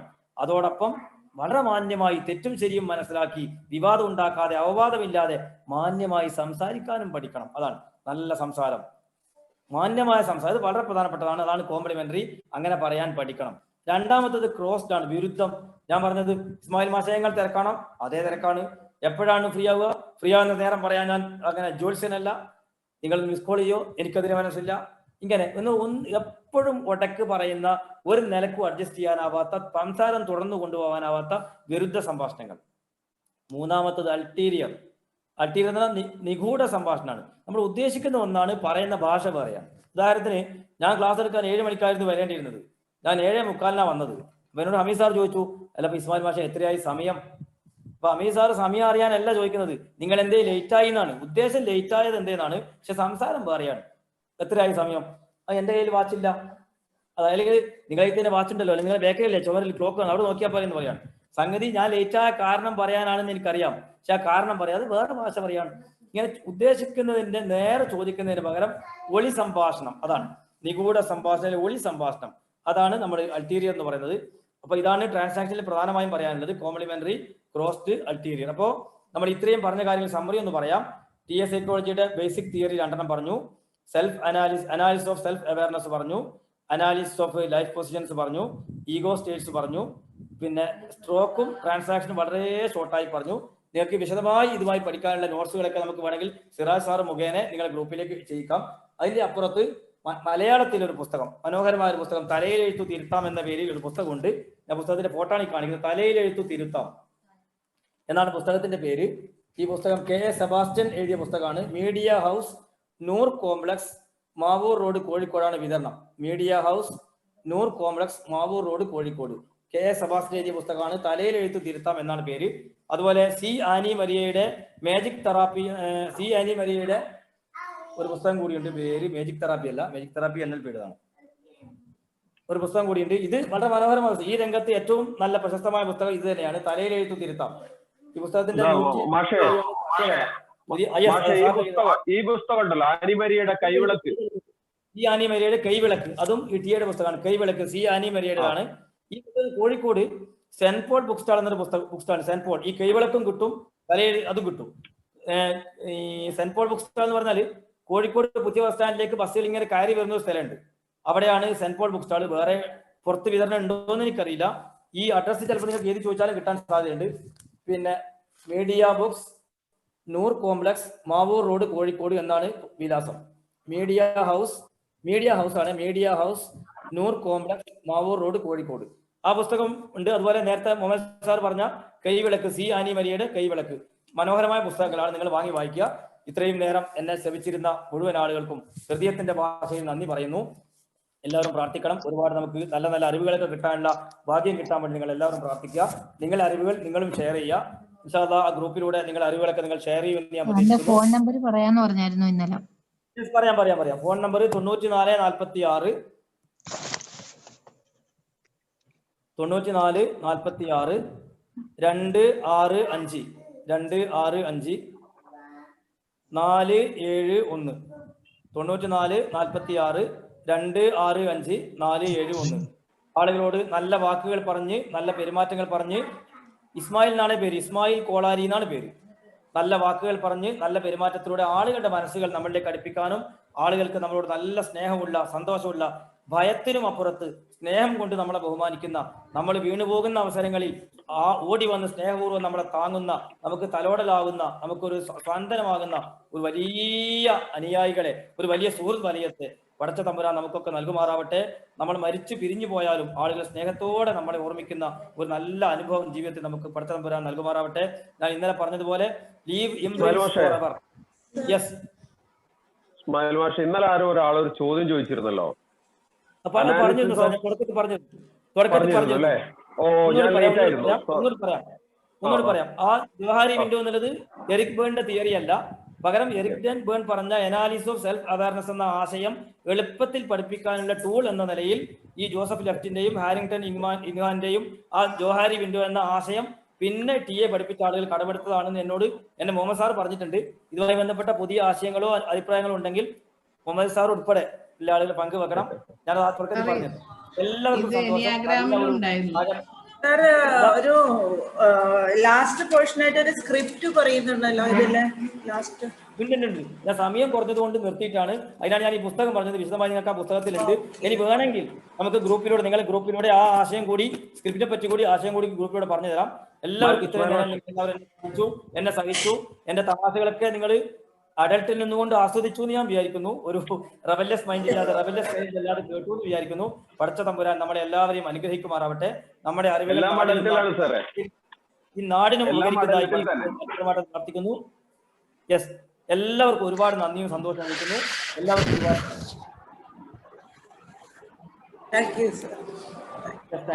താങ്ക്സ്.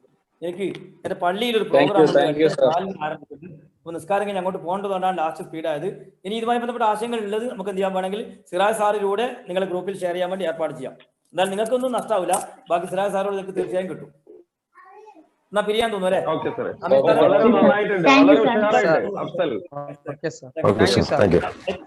അഭിപ്രായങ്ങളൊക്കെ സിറാജ് സാറിന് അറിയിക്കാം.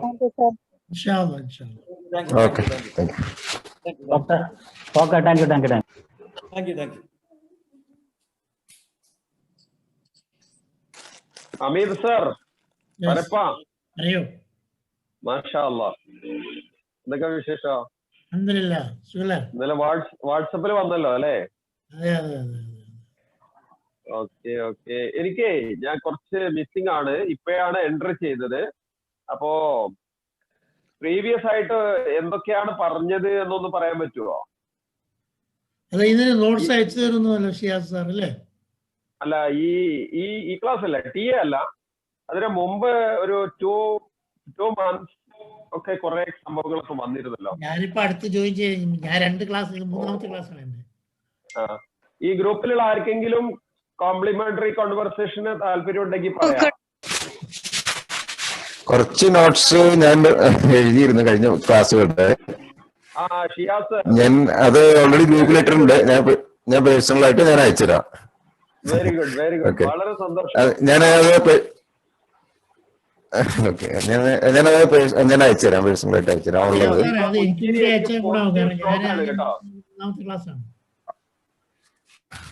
ഓക്കെ. Thank you. ഓക്കെ, ഞാൻ അയച്ചിടാം. നമ്പർ ഗ്രൂപ്പിലുള്ളത് തന്നെയല്ലേ? തീർച്ചയായിട്ടും ഓഫ് കോഴ്സ്. ഞാൻ തൊടുപുഴ, ഇടുക്കിയിലാണ്. ഇടുക്കിയാണ്. ഓഫീസ് എറണാകുളത്താണ്. എന്താ ചെയ്യുന്നത്? ഞാൻ മെയിൻലി കൺസ്ട്രക്ഷൻ ഇന്റീരിയർ ആണ്. ബേസിക്കലി സിവിലാണ് ഞാൻ. Civil engineer. കൺസ്ട്രക്ഷൻ ഇന്റീരിയർ, അതിന്റെ വർക്കും എല്ലാം. സംഘാടകനാണല്ലേ? ഓർഗനൈസർ. ചില സംഘടനയിലുണ്ട്, പ്രവർത്തനമുണ്ട്. പിന്നെ നമ്മുടെ അബ്ദുൽ മാനിമുറി സാറിന്റെ ലെറ്റ് എന്ന് പറഞ്ഞൊരു കോഴ്സ് ഉണ്ട്. അത് അതിലുണ്ട്. അപ്പൊ അതില് കൗൺസിലിംഗ് ഒക്കെ സംബന്ധിച്ച് നന്നായിട്ട് അവിടെ പ്രാക്ടിക്കൽ സെക്ഷൻ പോലെ തന്നെ അവിടെ നടത്തുന്നുണ്ട്. അതിനകത്ത് നല്ലൊരു എക്സ്പീരിയൻസ്. നെക്സ്റ്റിന്റെ തൊടുപുഴ നടത്തുന്നുണ്ടെന്നാണോ ഷിയാസ് സർ പറഞ്ഞത്? അല്ലല്ല, നമ്മളിപ്പോ സൂമില് നടക്കുന്നുണ്ട്. ആ ശരി. ഓ ഓ ഓ ഓ സൂമില് നന്നായിട്ട് തന്നെ. ഇപ്പം എനിക്ക് തോന്നുന്നു നേരിട്ട് നടക്കുന്നതിനേക്കാളും നന്നായിട്ട് എഫക്റ്റീവ് ആയിട്ട് ഇപ്പം സൂമിലാണല്ലോ എല്ലാം നടന്നുകൊണ്ടിരിക്കുന്നത്. Okay okay. ഇനി ആരെങ്കിലും ഹമീദ് സാറ്? ഞാൻ കാസർഗോഡ്, ഇപ്പൊ അബുദാബിയിലാണ്. ഷെയ്ഖിന്റെ നേരത്തെ സംഘടനാ രംഗത്ത് വല്ലതും ഉണ്ടായിരുന്നോ? എവിടെ? ഇപ്പൊ ഉണ്ടായിരുന്നു. എനിക്ക് നിങ്ങളെ കേട്ടിട്ട് അറിയാം, അതാ ഞാൻ പറഞ്ഞ സംഘടന ഞാൻ കേട്ടിട്ടുള്ളവർ നല്ല ഓർമ്മയുണ്ട്. നല്ല എഴുത്തുകാരനാണ്, നല്ല റൈറ്ററാണ് ഹമീദ് പരപ്പ. ഞാൻ കേട്ടിട്ടുണ്ട്, നന്നായിട്ട് കേട്ടിട്ടുണ്ട്. എനിക്ക് തോന്നുന്നു സംഘടനാ പ്രവർത്തനത്തിലാണോ എന്ന് എനിക്ക് എന്റെ